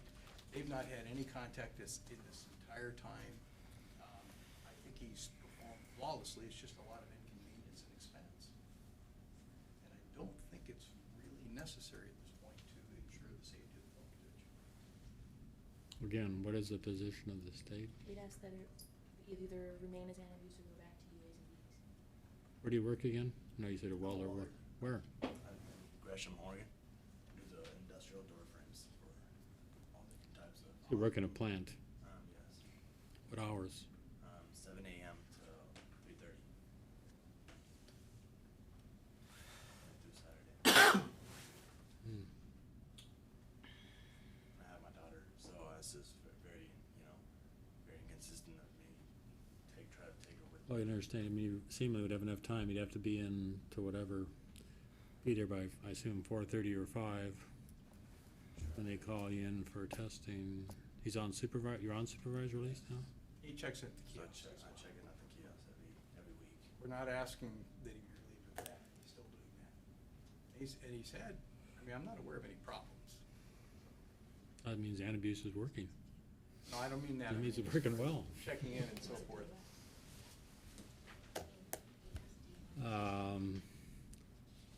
Well, okay, I know how it works in the sense that the doctors, test you every so often before they give you another prescription. Well, Make sure there's no I problems. ran out of my prescription right now. So, every time, they give me a certain amount of dose. I think it's 12 doses per month.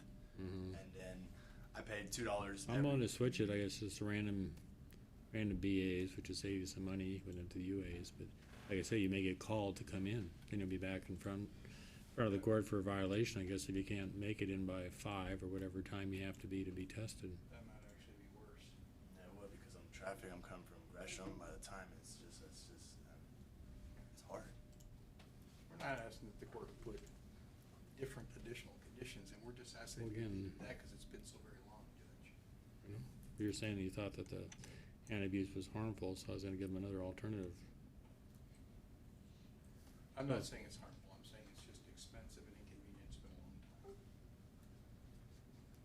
What do you want? Do you want to stay on the antabuse for another, 2 months, so this matter gets finally resolved?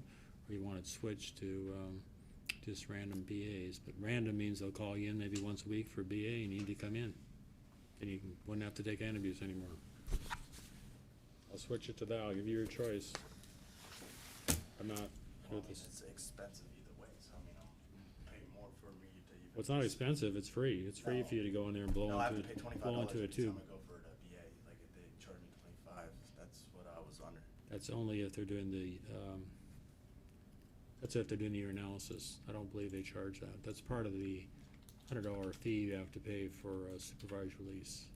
They're not gonna charge you for just a portable breath test, is my understanding. If I'm wrong, let me know quickly. I don't know. Well, Last time they I- charge when they do the urine test, because they send that to a lab for testing. You were on UAs and BA first. I was just gonna make it That's- that might be just why. BAs. Judge is saying that. So that means, yeah, they're just randomly gonna call you in, and there shouldn't be a problem, so, unless you drink during your work hours, you should certainly pass. Elder, you shouldn't be doing. So what is that? Just go in there, just a breath test? Is that what it Yeah, is? that's what it'd be. That's fine. Okay. That's fine. Judge, he would like to make the swap. Just a second, I don't think that, okay, I guess the 27th is right, because the 26th is a holiday. Yes. This was the first. Second. But, just saying, they have December 27th for the readiness, is that right or wrong? Yeah. Tuesday, okay. Because Monday's a holiday. And the 4th for trial is a Wednesday. Okay, after we went around and around, that's what you want now? You wanna have, I I mean, just want, yeah, I just want it's up to you, you can just stay on what you're doing, or I can change it, so drop and abuse in lieu of random UAs, so random UAs only. What that means, excuse me, BAs, I get it right myself, random BAs, that means when they call you in, you gotta show up to take a breath test, or make some arrangement that you could do, I don't know how you do it in Gresham. that's, yeah, let's try that. Let's try that. Okay, random BAs, that's not UAs.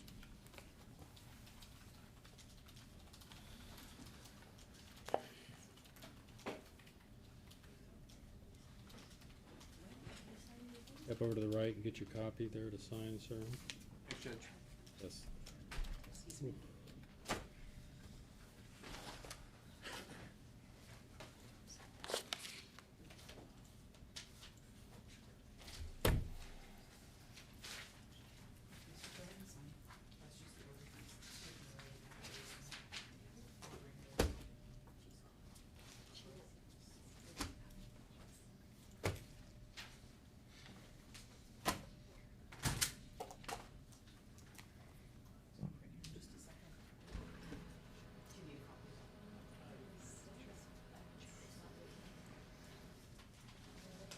Alright, we can go back on Antonio Orozco Garcia.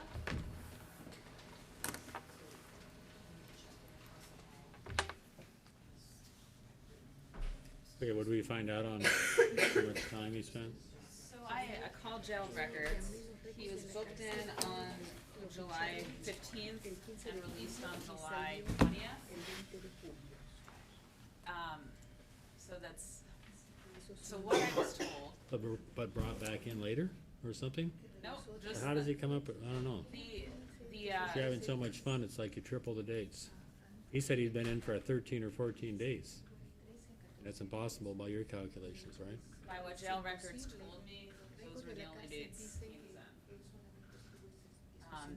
They calculate, so they count, every single day, so the 15th on the 20th count, so that would technically be 6 days, that's how they calculate it, however, they said to put 5 down, I would just, however the court wants to do it, it sounds like jail records calculates it at the end anyway, and so he would end up getting credit for 6, is my understanding. I Well, don't know jail, why. okay, the jail isn't gonna calculate it for purposes, once they're out of custody and once they go to work crew. What do you wanna say? I guess we would just ask the court to, give him credit for the days that he spent in, sort of the remainder for. Well, jail is certainly more onerous and longer, in a full time period than his work crew, so I'll give him, they said 6, I'll give him 6 days towards the 10, so he has 4 left to do. Sounds like he wanted to say something. Go ahead. I remember exactly the days that I went in. I went on in the 15th and I was released on the 24th. It was about 9 to 10 days. No, well, I'll go as 13. They say you got, that you're out within 5 or 6, right? Is that not correct what the prosecutor just said, that the jail record had when he's booked out? So, guess your recollection is wrong. If you have better proof, I guess you come back later, get ahold of your attorney with it. I mean, generally the records are pretty accurate. If that's when you got released that day, you're like double at what you actually spent there. Okay, 10 days, credit for time served 6, you got 4 days to do on the work crew. I'm still giving you credit, I don't have to, but I will. I think it's just a good policy, especially since it involved this incident. And $100 for the fine. You are employed, sir? You have a job, right? What do you do? Started. We would ask for an extended amount of time for pay, maybe 12 months. What's your job? What is your employment, sir? About tomorrow afternoon? You run your own construction crew? Mondays. I'll try to tell them that. All right, well, good. It sounds like you got a lot of skills. So, and you're making some money. It sounds like you can pay this off within 6 months. $100 fine, $155 filing fee, $43 court improvement fee, $150 indigent defense, $100 DV fee, and I think we addressed, supposed to have I want you to have a DV evaluation and follow the recommendations. Do you have prior DV? I don't think so, he said no. I believe so. And you're gonna be required to sign a document that says you need to surrender any firearms. If you do own any firearms, you can't possess any firearms now because of this conviction. You understand that? No. It means you're saying you don't have any firearms, not that you don't understand what I'm saying, right? No. Okay, then you can sign the document that says, it's called an affidavit of non-surrender, which is saying you don't have any firearms to give us. Okay, thank you. Step over to the right. And again, 6 months is enough time to pay off the fine. It's less than $500, or about 500. Okay, thank you.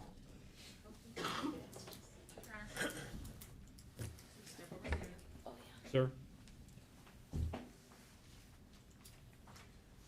Mm.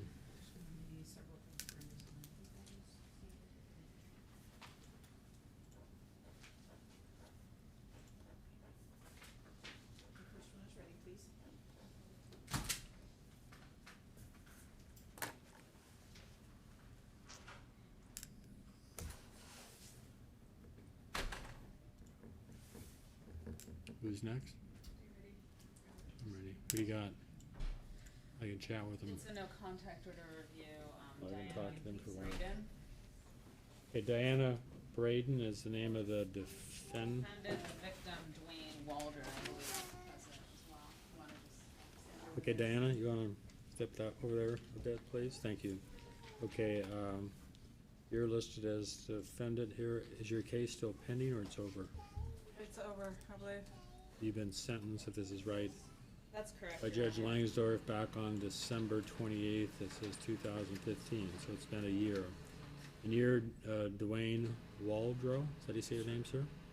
You can step up a little bit towards me, please, so they can hear each other well. You fill out a document here, it says, we both would like this no contact order removed so Diana can have a stronger support with some of her problems.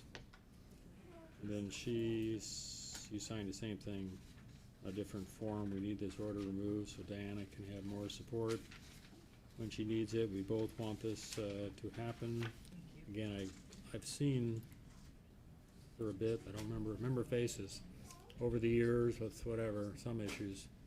I wasn't the sentencing judge in this case, so I really know nothing about what she was supposed to have done to you. You were the alleged victim in this case? Yes. She assault you or something, or break something of yours? Pardon? There's an argument that her medications wasn't properly balanced, her lithium level and everything was off, and they had to get it corrected. It's just a hard time at that moment for her, and it just. Okay, anyway, you're saying it was a It's completely forgiven. out of character type thing because she wasn't on proper medication and she assaulted you. You called the That was out of her character. I understand that, but you called the police to report it at that time, or I somebody never did? called the police. I don't know, I'm just usually the victim may call the police. Someone called the police. Who, do you know? One of our neighbors, Heard you guys yelling. Were you two living what's your relationship with her? boyfriend and girlfriend. Okay. I'll hear from the prosecutor in a second. Again, are you on supervised probation or doing anything else? Right now, What?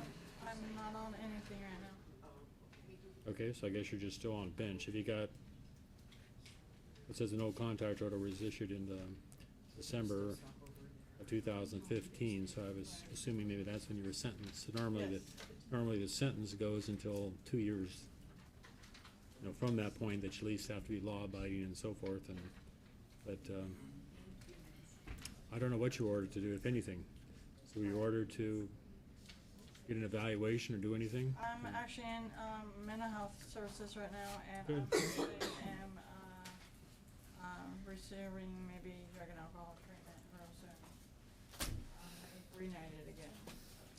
Okay, so are you doing that on your own, or are you doing that because the judge ordered that? Actually, on my own. Good, okay. All right, so you're not fearful of her, correct? You're not fearful of her? and Oh, you- no. You want her, well, just Yeah, gotta make sure this is all put on the record to make sure, and you wanna be back with him, I guess is the idea. Okay, let me hear from the prosecutor, whatever this was about. Thank you, Your Honor. As the court is aware, she was sentenced on December 28th of 2015. At that time, the court put a no contact order in place on February 8th of 2016. There was a petition to have the no contact order rescinded. The court at that time did not rescind the no contact order, but did modify it to allow the two of them to be within 250 feet at church only. In terms of criminal history, I guess let me back up and talk about the facts of the case. They were in a dating relationship at the time. She punched the victim in the mouth, scratched him, and kicked him. According to the victim, he told officers that she hit him upwards of a dozen times. There were photographs taken of the assault. He was severely injured. There was blood on his face, on his cheek, above his eye. It was pretty extensive as photographed at the time. He did complete a Smith affidavit. The Smith affidavit indicated that essentially exactly what I told the court. I was hit, scratched, kicked, grabbed. Were you put in fear during this incident? Yes. By whom? Diana. If a threat was made, were you put in fear that the threat would be carried out? Yes is circled. Are you injured? Yes is circled. Do you have any marks and or pain as a result of this incident? Yes is circled. Has this person done this type of thing to you before? Yes is circled. If yes, when and where? Here. Was a police report made? No. In terms of, do any of the following apply to the suspect now or in the past? There are a number of check marks, including threats to use the weapon against you or another person, recent or previous assaults against you with weapons, threats to kill you or others, abuses alcohol or drugs, mental health history diagnosis, and recently increased level of violence. As part of the sentence in this case, the defendant had to get a mental health evaluation and a chemical dependency evaluation. I don't know, I don't have any indication from JIS. If those have been completed, it would be the city's position that due to the facts of this case, and also the defendant's prior criminal history, which does include prior DV history with different victims. She has a 2014 protection order violation, DV in Berg 2, with a different victim, Raymond Brown, it looks like. A 2014 assault 4 DV with that same victim. A 2012 criminal trespass 2 and assault 4. 2011 assault 4 DV. 2010, it looks like reckless burning, discon, and harassment. A 2009 A4 DV. So there has been prior DV history, and obviously the facts of this case, the injuries that the victim suffered, I think necessitate that the court not lift the no contact order unless there's some proof of treatment. There's already been a modification made in order to kind of facilitate some, I guess, safe contact. But clearly, this is somebody that does need to get the help that the court required of her before the no contact order is lifted. I've read the probable cause statement, and maybe you don't remember because of the time, but here it says you went to a neighbor and asked the neighbor to call 911. You remember that? It says went No, to, I never went to went neighbor to, called 911. well, it says Edward Wright. Yeah, he Had a called report that Dwayne, I know that A witness and neighbor to Dwayne reported hearing Dwayne call out for help and observing Dwayne come to his apartment asking for assistance. Number 16, Edward reported Dwayne was obviously injured and bleeding. So you did ask for help. Your Honor. He For the said he police was gonna call report. the cops. I asked him not to call the cops, and then she was so, and then she hit What'd you me. go to his apartment for? He was outside my window, and he said, "I'm gonna call the effing police," and I went out, and I followed him back. I said, "Don't call the police," and then I went back, and she was so mad at me. He said, "Eff it, I'm calling anyway," and called the police and followed her across the road. Okay. Maybe they misunderstood that, but anyway, here it made it sound like I was you on blood thinners. went to his and, apartment to get him to call the police for you. I never went to his apartment to call the police. I followed him back there, asked him not to call the police. And You then, should have Did followed you go through me. mental health court? No, I don't. Did you ever? No, I'd like to though. 'Cause Pardon? I have mental health issues, severely. I'm trying to remember why, or if you were one of the specialty courts. I never have. You'd probably remember if you were. I was just trying to remember. the officer filled out the paperwork. I don't recall some of that stuff, that I was agitated and everything. I don't recall some of that stuff. The officer circled and had done the stuff. I never had glasses on. And the bleeding, I was on blood thinners, and I scratched myself a little bit, and the blood was, and I told him the blood is worse than it was, and he said, "Don't wash it off." It's like, you know, and That could be a reason why you bled more than yeah. a normal person would, but I guess you I didn't bleed if she didn't I kinda scratch you. thought that afterwards, you know, maybe the reason the blood thinners could have made it look worse than it really was, and a couple of days later, I couldn't even tell if there was anything on me. And we was in an argument, yelling back and forth, argument, and there has been no other arguments after it is modified. And since then. What church do you guys go to? Pardon me? What church do you go It's to? New Hope Church over here by the. Was modified so you guys could see each other at church, or at least be in the same service or something?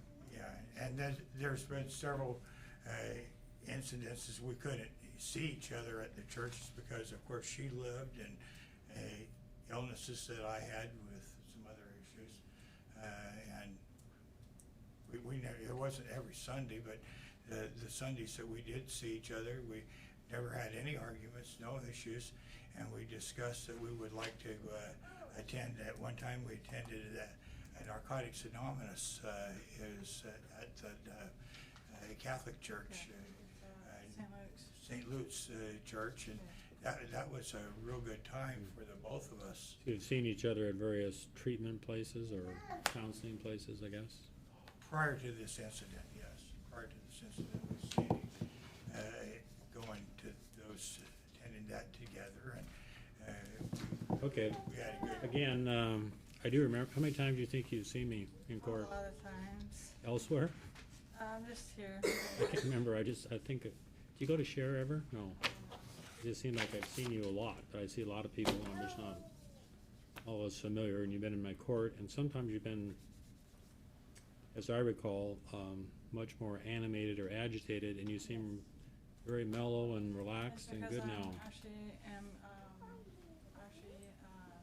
have to take my meds in front of Columbia River now. Just due to all Okay, well, I this. think, yeah, the fact that you're taking your meds and it's working, from what I can surmise or guess, whatever. Okay, well, again, I could protect you, Mr. Waldrop, from her, but you're not asking for that. The order's I'm gonna- asking for this. The order's gonna run out in a year anyway, and it sounds like she's doing what she's supposed to be doing.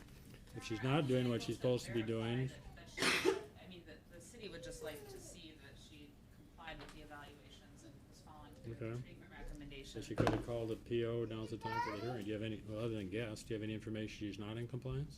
I don't, Your Honor, but Then there's typically no- we ask that somebody bring in the proof to court. Well, I have proof on my phone that I have.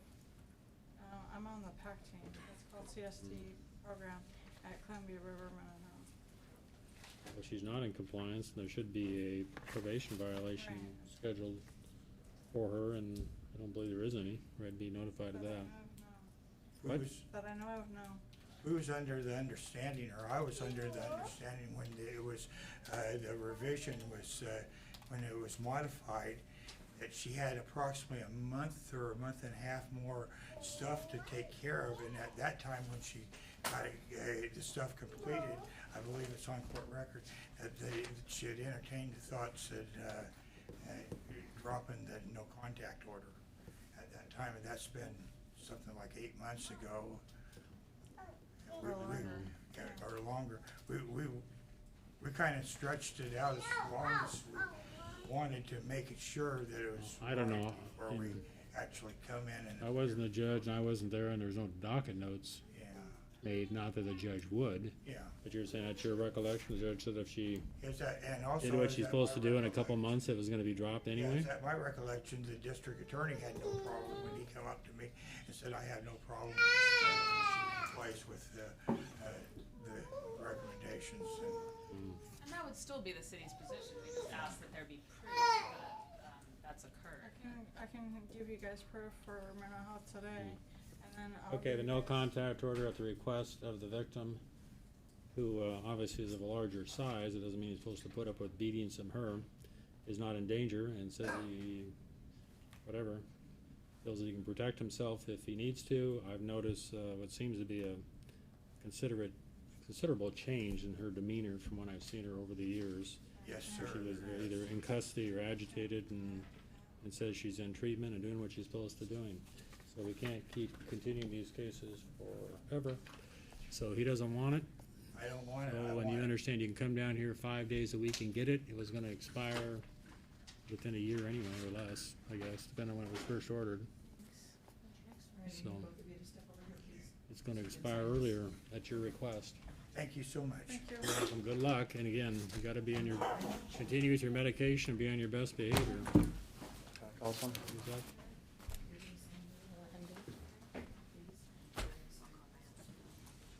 Who do you have? Ivan Gallus, Your Honor. 4. Change of plea.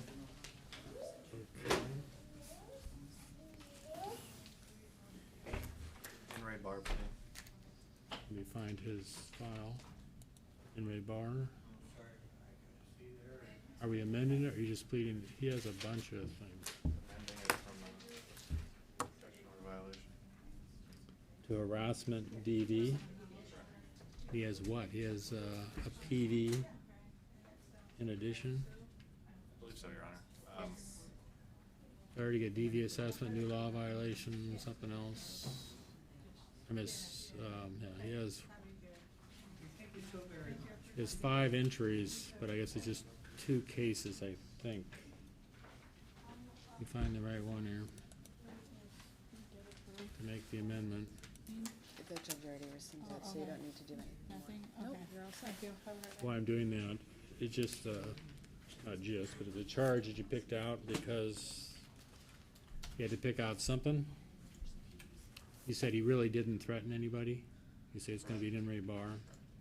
The purpose of amending to harassment DV instead of a no contact order violation is that obviously Ms. Carrasco is trying to save his client from a felony because the third offense, no contact order violation, is a felony.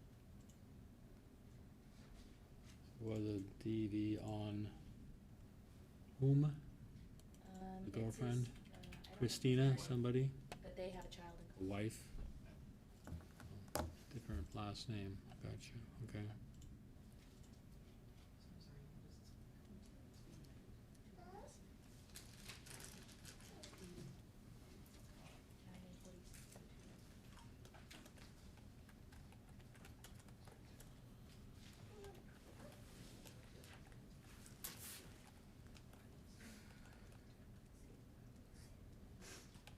Harassment, DV. In-ray bar.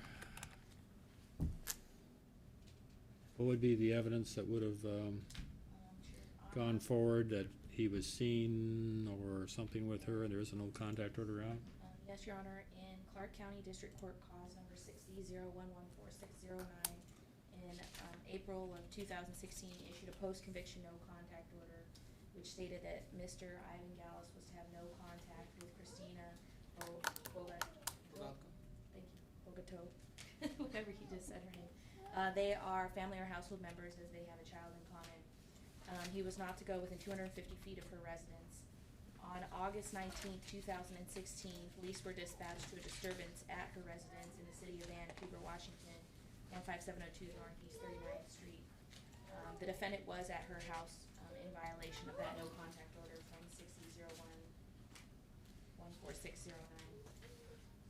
Her house, their house, or Right, their house. some combined house? She,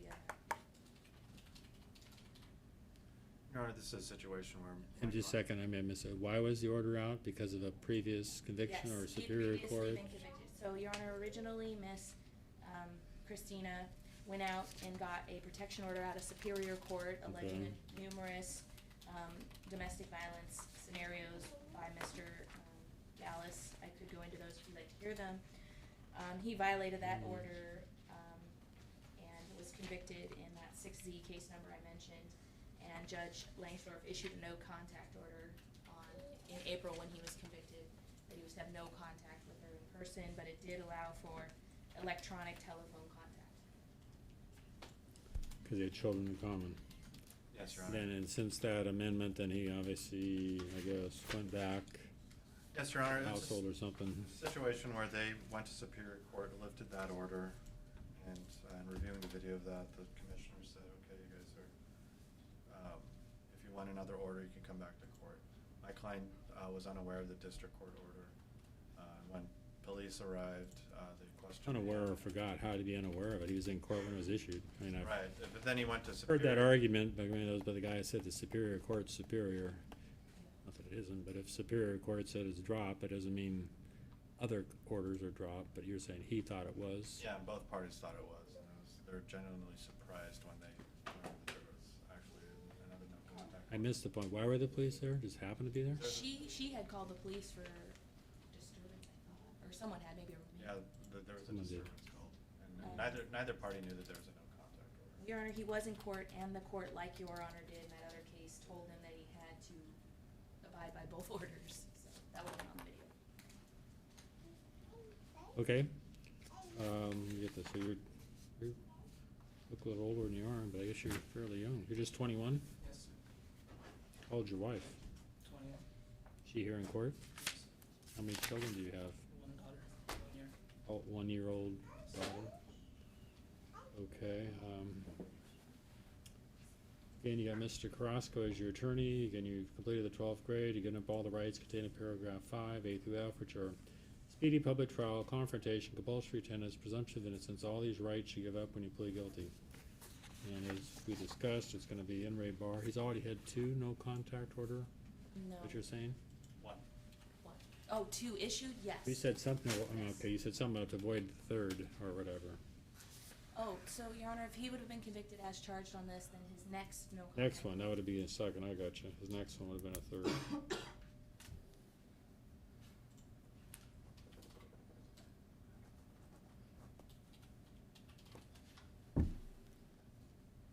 Got the date.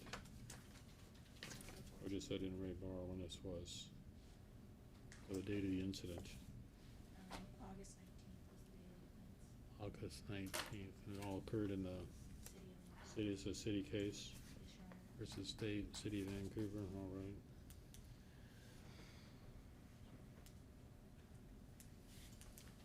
You have a right to speak or listen to what your attorney has to say if he's covered it, Your Honor, for the or record. if he has more to say. Pleading guilty. I believe so. You're pleading guilty, correct? Versus going to trial on the arguably more serious charge, or a charge that can put you in more jeopardy. They can put you in felony land if you contact her again. Now, again, there's been back and forth of, she went to court, got a Superior Court commissioner to drop it, but ours was still out. And Your Honor, at this I point, need to she address still the PV, pardon? She still wants the no contact order. And she may petition to have Now it she in- wants the no contact order, even though she got things change, I guess. Yes, Your Honor. So I've advised my client to go to Superior Court to seek custody, and I'm gonna have to file for divorce. And Your Honor, I'll let the victim know that she But just a wants. second, you said she wants it, you have it crossed out that you're No, not there already is asking one in for the it. other case, so I wasn't gonna have Your Honor issue a second one. Just a second, is there one in this case? Not No, one in this there's case. not one. Okay, There then is we'll only leave it the way it is. PV case has one. Let me go to the PV that I need to address then, too. Well, sentence on this, I guess. What's your job, sir? I'm a mixer A mixer? for a bakery. I make dough. Oh. And mixers, huh? Do you represent him on the PV, or do you know? Too? Your Honor, I saw in JS that our office has a NOA on it. I don't have the file for it, but I can attest that I did see, although I don't have proof of completion, my client doesn't have proof of treatment. I did see a fax last week from his treatment provider saying that he's actually done some DV treatment and currently engaged in it. My client didn't bring any proof of that today, so I was wondering if the court would, if the court wants to see proof of treatment, perhaps we could send it over one time. Well, it'd probably be a mitigating circumstance. He's actually done treatment. The allegation is Right. that's what the PV is about, is not doing treatment. Right, but He's failed to abide by no contact order, understand that's a given. He's currently in treatment. I think the issue with him is that he started late because he has trouble financially getting money together to do that. As the defendant was ordered to attend domestic violence treatment, as recommended by his evaluation, the defendant was given a deadline of August 28th to provide proof of entry into the DV treatment. So your attorney is saying you did go, you started it? Yes, sir. I'm 7 weeks in currently. With what agency? I don't recall the name. It's, I believe, the Logan Group. Where's it at? It's in Vancouver. Maybe, I just hadn't heard of that name, the Logan Group? Yeah, that's what they go by. I don't know. I've seen the list and Better Way and a whole bunch of other ones, but I haven't heard of the Logan Group. Who's your counsel? Counselor? I don't remember his name. You better make sure it's a, certified DV treatment. If you got it off one of the corrections list, it would be, but I just don't. No, I did Oh, man. see a completion sheet. It may have made its way into the probation file. What do you wanna, okay, if you're, I'm gonna sentence him, I assume, unless you want me to set both matters over.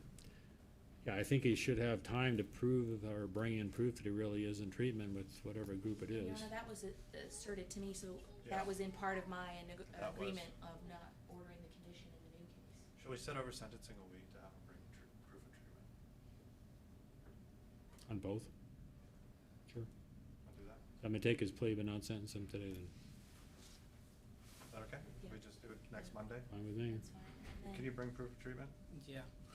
I mean, I'm probably, I don't know if I'm gonna, just so I understand the facts, in case there's a different prosecutor here How about this afternoon? to give me different facts. I don't live far. They're asking for, fairly steep, they're asking for, 30 days in jail, Are you gonna?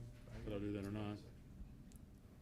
Anytime this week? But I'm sure it's based on you not doing, they're saying you didn't do any of the DV treatment, you're saying you I'm 7 weeks got in. 7 I have weeks into the paperwork 26. stating when I started. And I wanna understand, you're saying in this case, she, meaning the protected party, did call, or somebody called the police. And at one point she went in, I guess, went in, had it dropped. Attorney saying you both thought it was okay that you were together, that you turned out to be together and had a problem. The police got called and you got hauled off to jail because there was a valid order out. So it sounds like it was consensual or not? Yeah, Your Honor, she called the police because she felt that he was high on drugs and that it was a violation of his probation, and so. Yeah, I mean, she's accused him of having edible marijuana food at the time. She also accused me of being with her at the time when I was at Portland with my cousins watching a movie. And so, It's probably a good idea I for know. them to be apart anyway, Your Honor, but it's This is not off on actually so she wanted to get him in trouble with probation for being high on marijuana. That was never substantiated. I suggest. Okay, what day do you want? Again, we can do it on whatever, Monday, Tuesday, what do you want this week? Is that enough time for you to, do Do you have a class with the Logan group this week or something? Yes, sir, I actually did a class Okay, yesterday. when? Next Sunday. Oh, so that weekend, so you just did one yesterday. Interesting, and I don't know, what to say, maybe I'll learn something, I guess. There's a new group out there called the Logan Group. Like, Your Honor, I can bring in the papers today and just have it sent to you, or? Well, I suggest you take them to, corrections, cause they may wanna update this if, and may change their recommendation, but I don't know if they have time to do all that, but, Because, Your Honor, I'm trying to do everything I can to be on the good side, like, like the paper stated. I honestly didn't know, and I'm saying this as a person to person. I didn't know, she didn't know. We got in an argument, yes. I wasn't aggressive, I wasn't anything, it was just, okay. just Again, I would get your paperwork to, so they can make a note, and that may change. I'm trying to see who, the person who did this said you had not done any treatment, and it's, I've actually emailed her my paperwork too. Susan Addy is the person. That was done back in, When I started. of course, that was back in August, and you probably didn't, maybe you started after this was August 8th, printed. exactly, I started doing it. But this was dated August 30th, and they say you hadn't done any of it. Okay, again, next Monday, next Tuesday, what day do we pick out? Monday, okay.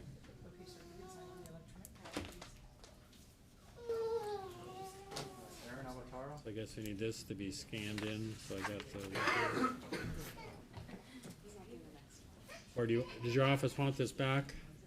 Or do you want to scan it, for us to scan in, or what?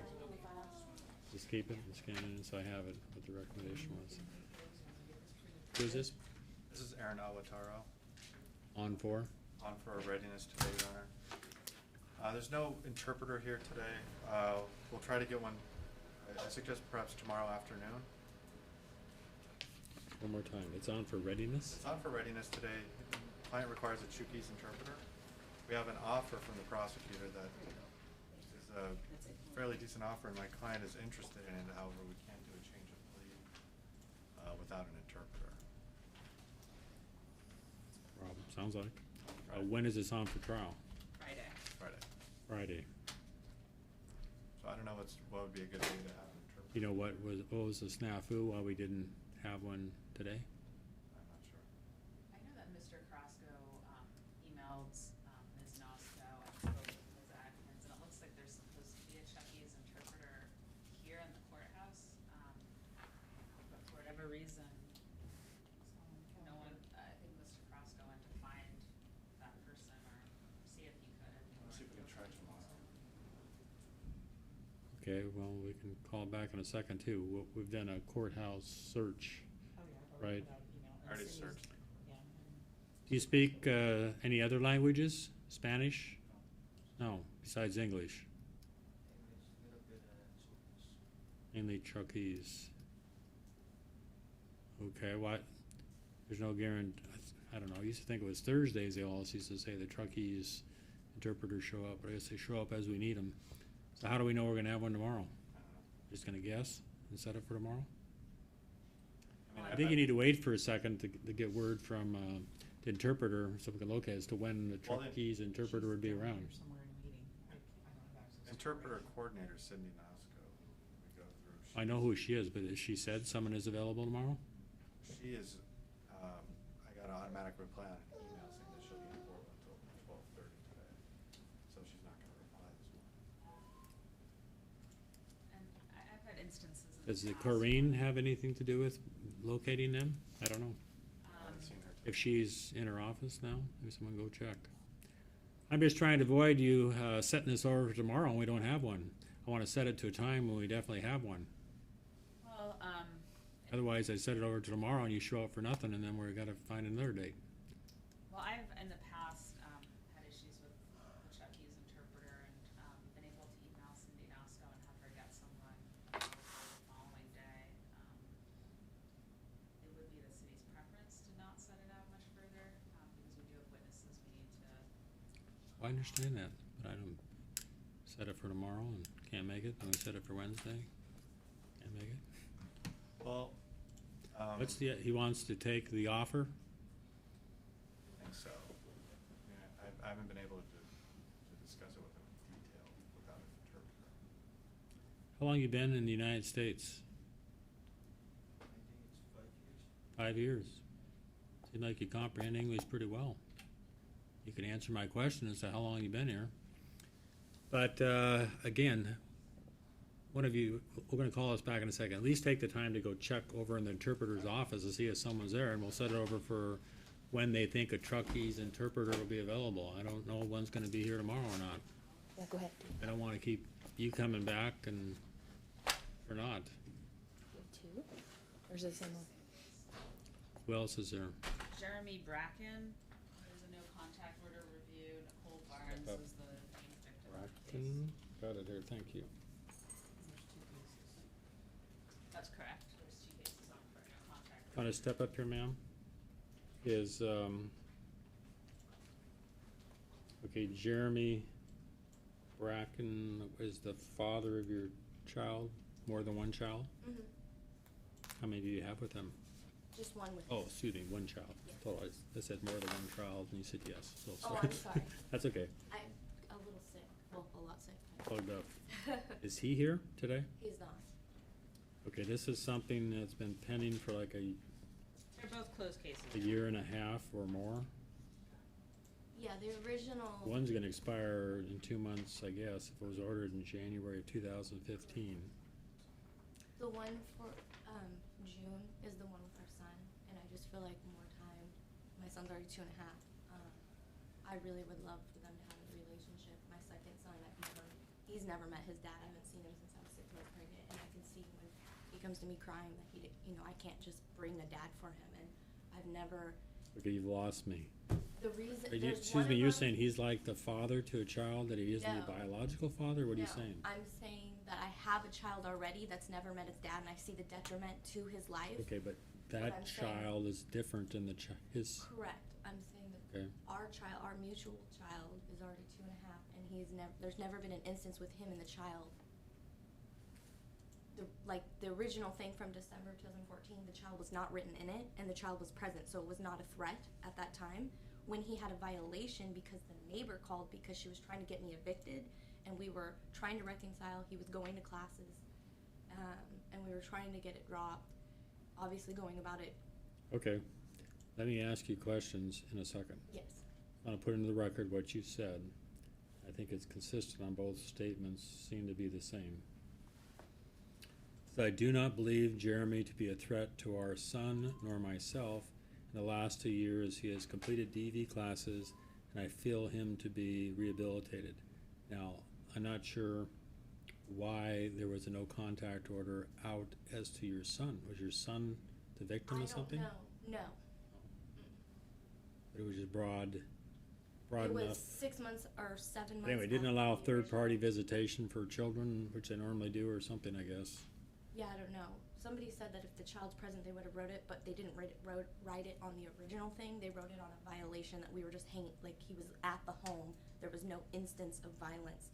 Literally, she had called, and I heard from her boyfriend later that she had called Okay. just to get If you remember, so what did you, you called the police, because you were the victim, I take it. I'll look all this stuff up. The victim of him? He assaulted you or something? The neighbor called. There's 2 case numbers, so are they both, look them up, are they both assaults? The second one's a Mm. I can go through it with the court, and that I guess might make maybe it clearer. clearer. So the first case in time is from December 20th of 2014. It's an assault for domestic violence conviction.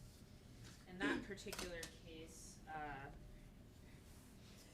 defendant hit Ms. Barnes with a purse in her upper thigh area. He also headbutted her while she was holding their 6-month-old baby.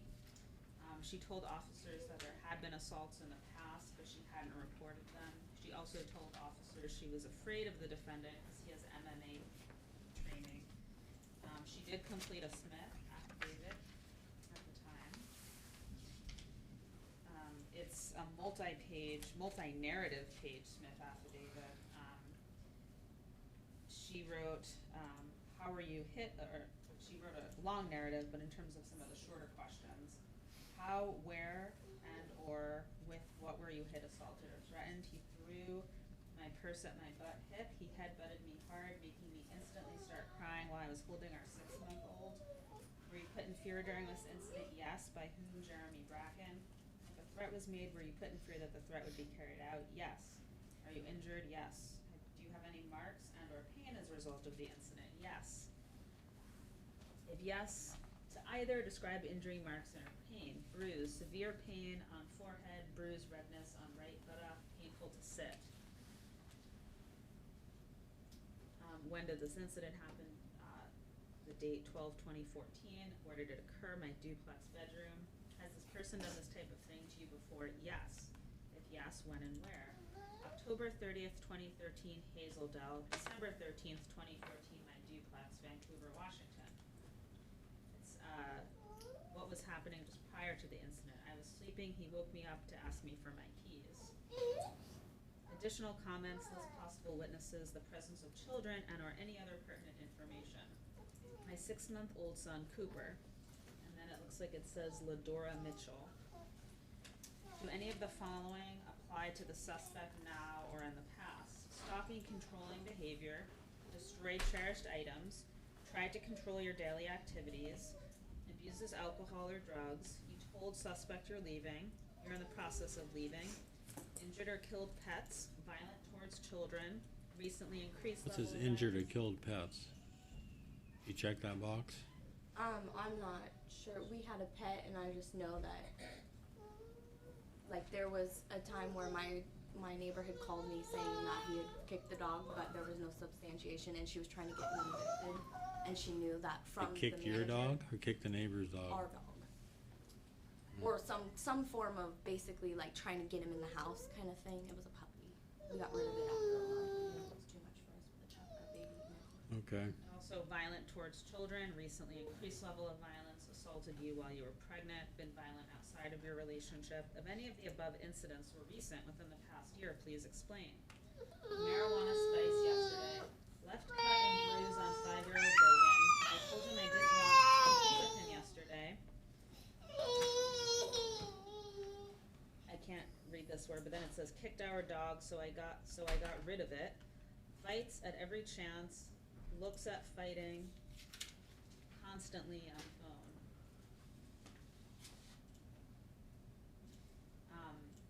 In addition, in terms of criminal history, he has DV history with this victim.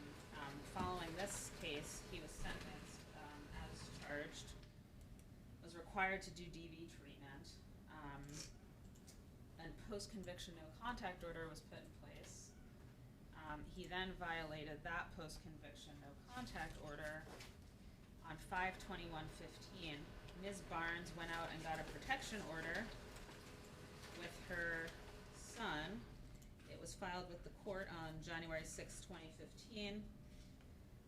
The name of the minor is Cooper W. Bracken. His date of birth is 6/28/14. Officers were doing a welfare check at the home of Ms. Barnes. They were surveilling the home and saw the defendant present inside. They knocked on the door and ultimately ended up finding him inside the home, hiding under the sink. Cooper Bracken was present in addition to... Must be a pretty flexible guy. How big is he? Hiding under the sink? He's like 5'7". I don't know the Pretzel size man. of the home. The size of a sink, but anyway, he was able to crawl under his sink and shut the door. Both Ms. Barnes and Cooper Bracken were present, and he was charged with 2 counts of violating the no contact order. He pled guilty as charged to that, and was again ordered to do DV treatment and chemical dependency treatment. Okay, what's the part you're saying in your order that he's done his DV treatment? He did do How do it, you know and he that? had a letter from the counselor saying that she felt he was satisfied his, because you have to do 13 weeks minimum out of the 26 to then have a recommendation to take it to court to basically say that I feel this person is rehabilitated, and he got that letter. And Your Honor, I just would like to Okay. add a few more things. Go ahead. In terms of criminal history, aside No, of- you're saying I don't know if he's done the DV treatment. Well, I obviously the city feels that that's absolutely required for this no contact order to be lifted while a child is present and he assaults Ms. Barnes. He then, following conviction on the no contact orders, picked up a felony no contact order with Ms. Barnes in 2015 as well, and he was ordered to do DV treatment on that case. Felony, it was pled down to a felony harassment, and DOC is not part of that, so supervision on that is not quite as good as what the court. And I can explain that. And I just Better wanted to finish. add one further thing, that when these no contact order reviews were filed by Ms. Barnes, her CPS caseworker contacted the advocate on this case and indicated that Ms. Barnes, that the CPS worker had concerns that Ms. Barnes was allowing the defendant to violate the order, and that due to the safety of the children, that this order, obviously it's not the CPS worker's decision whether or not an order remains in place, but there was concerns that the defendant was not safe to be around these children. And so I just wanted to convey that to the court as well. It's the city's position that the underlying assault 4 facts are extremely troubling. There seems to be certainly a history of unreported domestic violence prior to the assault being reported. There was a child that was being held when the defendant assaulted Ms. Barnes. He's been ordered to do DV treatment. I think he needs to provide proof to the court that he's done that DV treatment and completed that DV treatment. In a pretty short period of time, he's continued to commit domestic violence crimes. He was also ordered to do a chemical dependency evaluation. There's no indication that that has been done either. So until those conditions are satisfied, I do think that the no contact order should remain in place for the safety of both victims, both Nicole Barnes and Cooper Bracken. Where's he at? I'm If sorry. he's not here. Isn't he, or does he not get notification? I don't know. They didn't give me paperwork to I know, serve you him. can't. They just said that they would send it to him, so I have no idea. I don't know either if it was sent to him.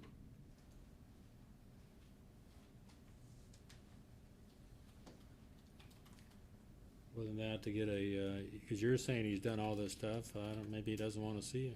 I don't know.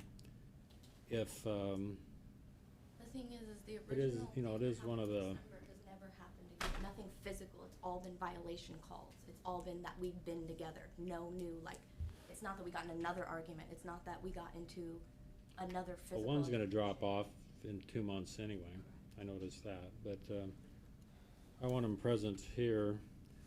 I've got time to verify all this stuff to see if he's really done DV treatment. You're saying he did, and I don't know if he's Yeah, done it or not. no, I mean, in the past, I've driven him to them, basically. This was over a year ago, year and a half ago, when we were trying to get everything.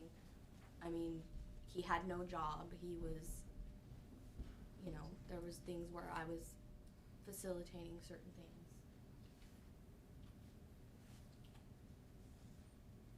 But I've seen receipts. I know exactly which one he went to over by Clark College. It's one of the ones you listed from the other case, Better Way, or one of those off of. Mm.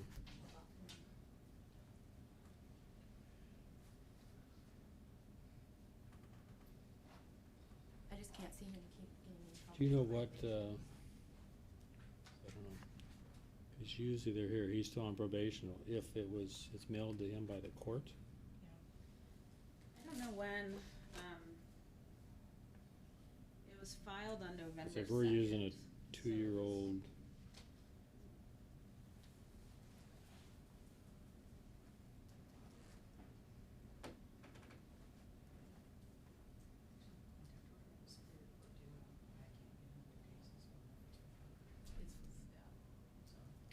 one of the issues was, even if I drop the no contact order here, it's not, there may still be one in Superior Court. Correct. I've already issued a letter to them, and in 6 to 8 weeks, I'll get a letter back saying yes, no, or a court date. So it's still out there. Correct. So you can't see him per that order Correct. anyway. So that's not So I want him to be necessarily present. I want to verify that he's done DV treatment. I want to be able to see him. I mean, this is a, whatever, for lack of a better term, not what I call a mild, you know, situation or DV where someone, The only reason it turned into a felony was because it was the third one, and I knew it, and I got I'm mad talking at about the him. headbutting with his own child in Well, that your was arms. 2 years ago, and I know. That's- I punched him in the face too, and he acted like he was calling the cops. I got scared. I grabbed my kid and went to leave, and that's when he came up to me. I can't believe you saw that the baby was there and headbutted me. That was after he assaulted me first. I punched him in the face because he came at me, and I felt threatened.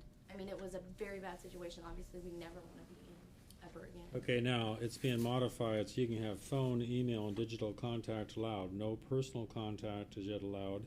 But again, even by me doing this, you could get him in trouble in Superior Court, depending on what the Superior Court order says. So I don't know, I was doing this so you could advise him when the next hearing is, so he can.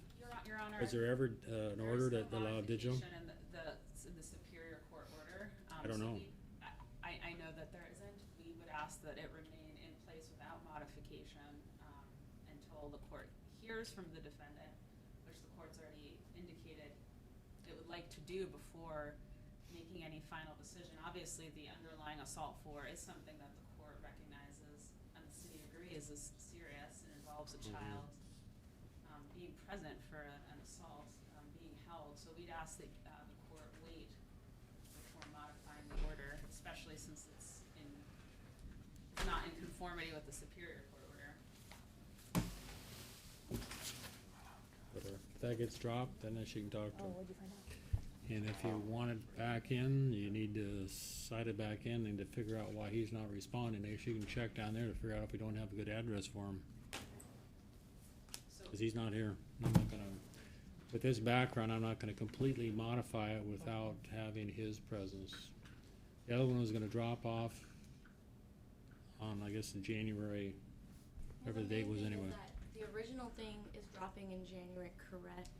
One But of it the, doesn't one have of the our two son on is. it. The one with our son on it is still till June of next year, when our son will turn 3 years old. And I feel like he was already in jail or in prison for 9 months because I basically was told by my family, and I was having panic attacks and on and off different antipsychotics. They thought I was going crazy, and so they started pumping me with a bunch of stuff. I was living with my mom with my 3 children, and she basically said, well, if you don't stake your stand right now, and we were texting, and he was arguing, not arguing, but like, So we were what's your point? conflicting. I don't get your point. I basically said, like, I should just call, like, this would be his 3rd strike, he'd go to prison. Yeah, you should. And I made a call that I regret every day since that day, because he spent 9 months and away from our son. Well, you shouldn't be blaming yourself. Well, I know. You know, if he's in It's violation of that the law, right he's in before violation of the that, law. He shouldn't have his already 3rd had the no letter contact order to take to violation. court, as far as that he completed enough 13 of the Okay, well, weeks. I don't have that information here. So it's gonna be if he wants to see you, see his kids, it'll be incumbent upon him. I mean, I don't have time, I had other stuff to get to, you know, and I don't even know if he's given that information to corrections for corrections. I mean, they do have duty officers, but At the I point he wouldn't got the drop letter, the he no didn't want contact to order use without him being here anyway. I wanna make sure if he's done as much as he possibly could have done. These things don't last forever, but they would last, I guess, for another 6 months to a year if I don't drop it. Well, the So Superior again- Court is 5 years, that's why I'm petitioning it, because that's unreasonable. And if they don't drop it, then he's gonna get in trouble again. Right, well, I'll just petition it again. And that's why we just ask Okay. that these orders reflect what's in the Yeah, Superior okay, you Court made your order. record, I heard what you asked. Well, yeah, and then if Superior Court drops the order, then I guess she's still gonna have to abide by the more restrictive one. They're gonna keep redoing them. Okay, that's it. She's still. I know, she knows that. I've told her she has to go by Superior Court, but if Superior Court drops that, and this order's still only gonna allow email, phone type contact, no personal contact, till I verify that he's exhausted and did everything he's supposed to have done, and see what his attitude is. Because again, yeah, headbutting you with a child in arm is pretty severe, and I'm not sure, again, without looking at that, to see. It was ordered, obviously, to cover your child too. There was a lot of drug and alcohol influence, and I know. Hey Ben, I don't know if the child was listed as a victim or how that was done, but I guess it was done somehow. She petitioned the Superior Court as a. No, but you're saying she's saying, I believe, that even on one of these orders says no contact with the son. That's correct. The later one. The second case 7 in months time. later, when nothing happened. And it's just under, that they I were guess I have to called. say under what authority, because the son was, Well, there was a no contact petition a protection order with the son. The son was in the home, as was Ms. Barnes when the defendant violated the order. So the judge wouldn't allow third-party visitation even of the son. I'm confused, I guess. cause the January one. Okay, we don't, okay, I gotta move on. I'm sorry, I mean, I The gotta only one with have my a full son's docket of prisoners to prepare for this afternoon too and finish up these people. Mayor Nawatara? I spoke to, Corinne and Cindy came by the office, and we should have a Portuguese interpreter tomorrow, so Oh, we scheduled good, it verify. tomorrow morning. Okay, Let's do a one-day setup. So tomorrow afternoon or morning? One. thank you for checking. Tomorrow morning. You're gonna sign a document that says you're coming back tomorrow morning at 8:30.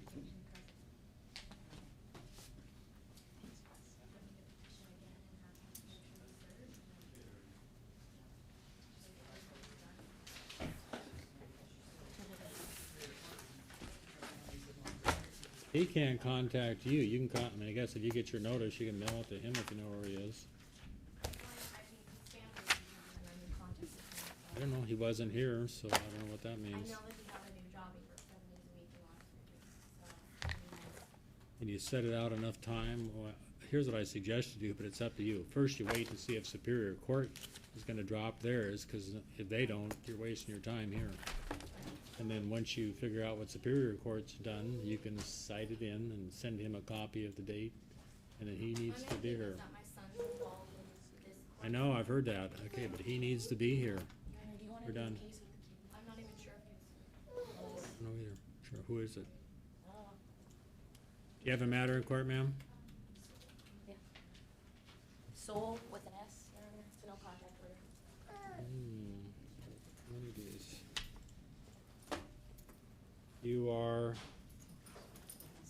whom? Devin. You're Devin? Okay. Is Dexter Dowtry here? Oh. Your Honor, this is on for motion on the no contact order. However, we spoke to the victim and he does not want it removed. He wants it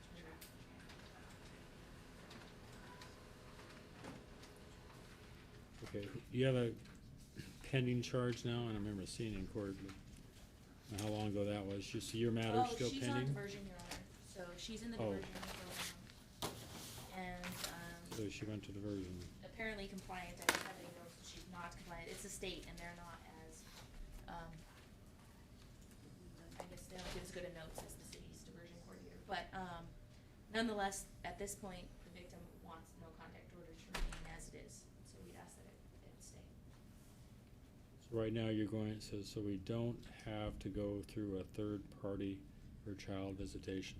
Mm-hmm. Is that the child in question? Who are you using now? Huh? Who are you using now as a third party? You dropping them off at grandma's or something or whatever? We would, but nobody right now, he hasn't seen him since the whole incident.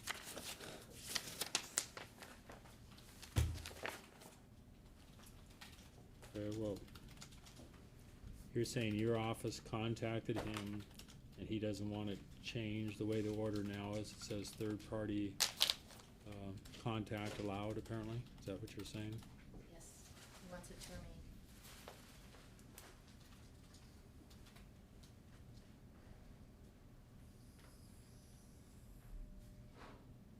Well, I guess if it's,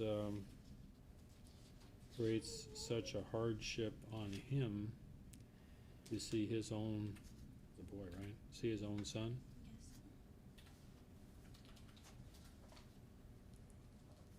Yes. It's a little bit different in diversion. In diversion, they have more probably discretion as to how they want a person to act while in diversion or obey certain laws. I give a whole lot of credence as to what the victim wants, and in this case, you've admitted to some wrongdoing.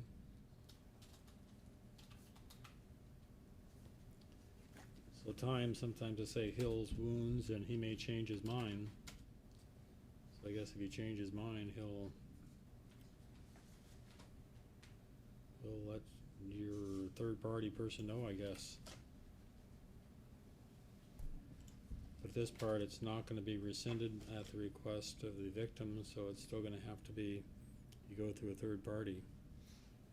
So I mean, I guess that means he, I don't know, he has in-laws or something in town, I guess, I don't know. Right?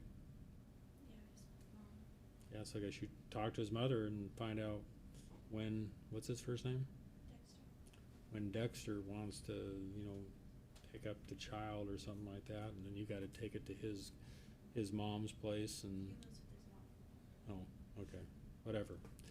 You figure it out so it goes to a third party. Your grandma has to come to your house, I guess, and pick it up, but the order says you can't be around him or be at his residence. Yeah, I understand it's a pain.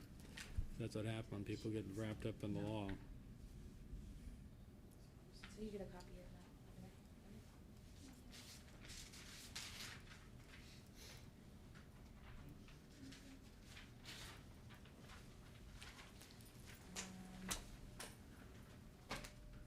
Your Honor, I'm not, I have two more files. I have Neil Gow and Ryan Thomas. Which one? The two in the front are for Gow, and then are you guys Thomas? It's up to your Honor. I have this one up top, Ryan Thomas. Okay.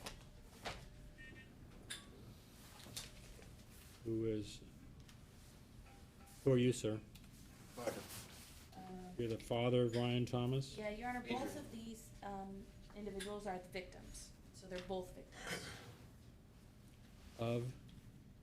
The defendant Ryan is Thomas? Ryan Thomas, yes. So this So is. there's a Deborah Thomas, is that you, ma'am? Yes. And Adrian. Okay, it says this order, issued back in May of 2015 about the son, said would like for a family to be together to help our son achieve his goals. I feel he has improved and willing to make changes. And you're his mother? Yes. And you are what to him, sir? Father. His father. And what's your first name? Adrian. Okay, and you signed the document here that says wanting to remove sentencing condition from record of son. So does that mean it's just a condition of sentence, or is not a no contact order, or there is a no contact order? Or both? There is a no contact order. Is one? Correct. Yes, Your Honor, I have a copy of it here. Okay. So, Your Honor, just so for a little background, this no contact order has been modified to allow contact. However, it appears it only restricts the defendant from going to their residence, so kind of similar to one we did today. He was only allowed to stay even at their residence with permission, is that something, or not at all? Oh no, I see. Those are the facts of the case. What's the charge? This was an assault for malicious mischief and harassment. I'm not. On? I said the damage was to something at the household, but they allegedly assaulted you. Okay. On the day of the incident, the defendant had a meth problem. He was only allowed to stay at their home with permission. The night prior to the incident, he was allowed to stay, but in the morning he was asked to leave. He responded by grabbing and pushing the father and hitting him several times with his fist. He also threatened to burn down the house and kill the dog, which I think is how she ended up being the victim, because she would have been in the home. He also put 2 holes in the living room wall, so there's the malicious mischief. He entered a plea on May 12, 2015 in order to obtain a chemical evaluation and comply with treatment. It's our position that if he's received treatment is in meth treatment, drug treatment, then we will leave it up to Your Honor. However, if he's not in any kind of treatment, there is the possibility that this could happen again at their home, since that appears to be where this occurred, and we'd ask that it remain as it is. I thought we need to develop some procedures. I thought, on these, that they're sent, or are they sent over to corrections, and if they're not in compliance, corrections let us know? Yeah, they're supposed to let us know. I've tried to email them to get it, and they're like, we're sent it to the court, and I was like, well, I'd like to know. Here's what it looks like. What, so he is at your house now with your permission, so I don't know what the difference is. No, I'm sorry, Your Honor. Oh, she, He can't go to the house. oh, He can call you, right? And you see him. Well, right now he's in custody right now. Where is he in custody at? In Quantum Bay, I think he's being released there on the 22nd. Oh, is that drug treatment? he's in prison. Oh, he's in prison. Your Honor, he's getting released from prison. He's going to be able to come home to help him out. How long did he go to prison for? I'm not sure the exact date. It's been over a year. It's been over a year, I believe. Not quite sure the exact date he got sent. Been over a year.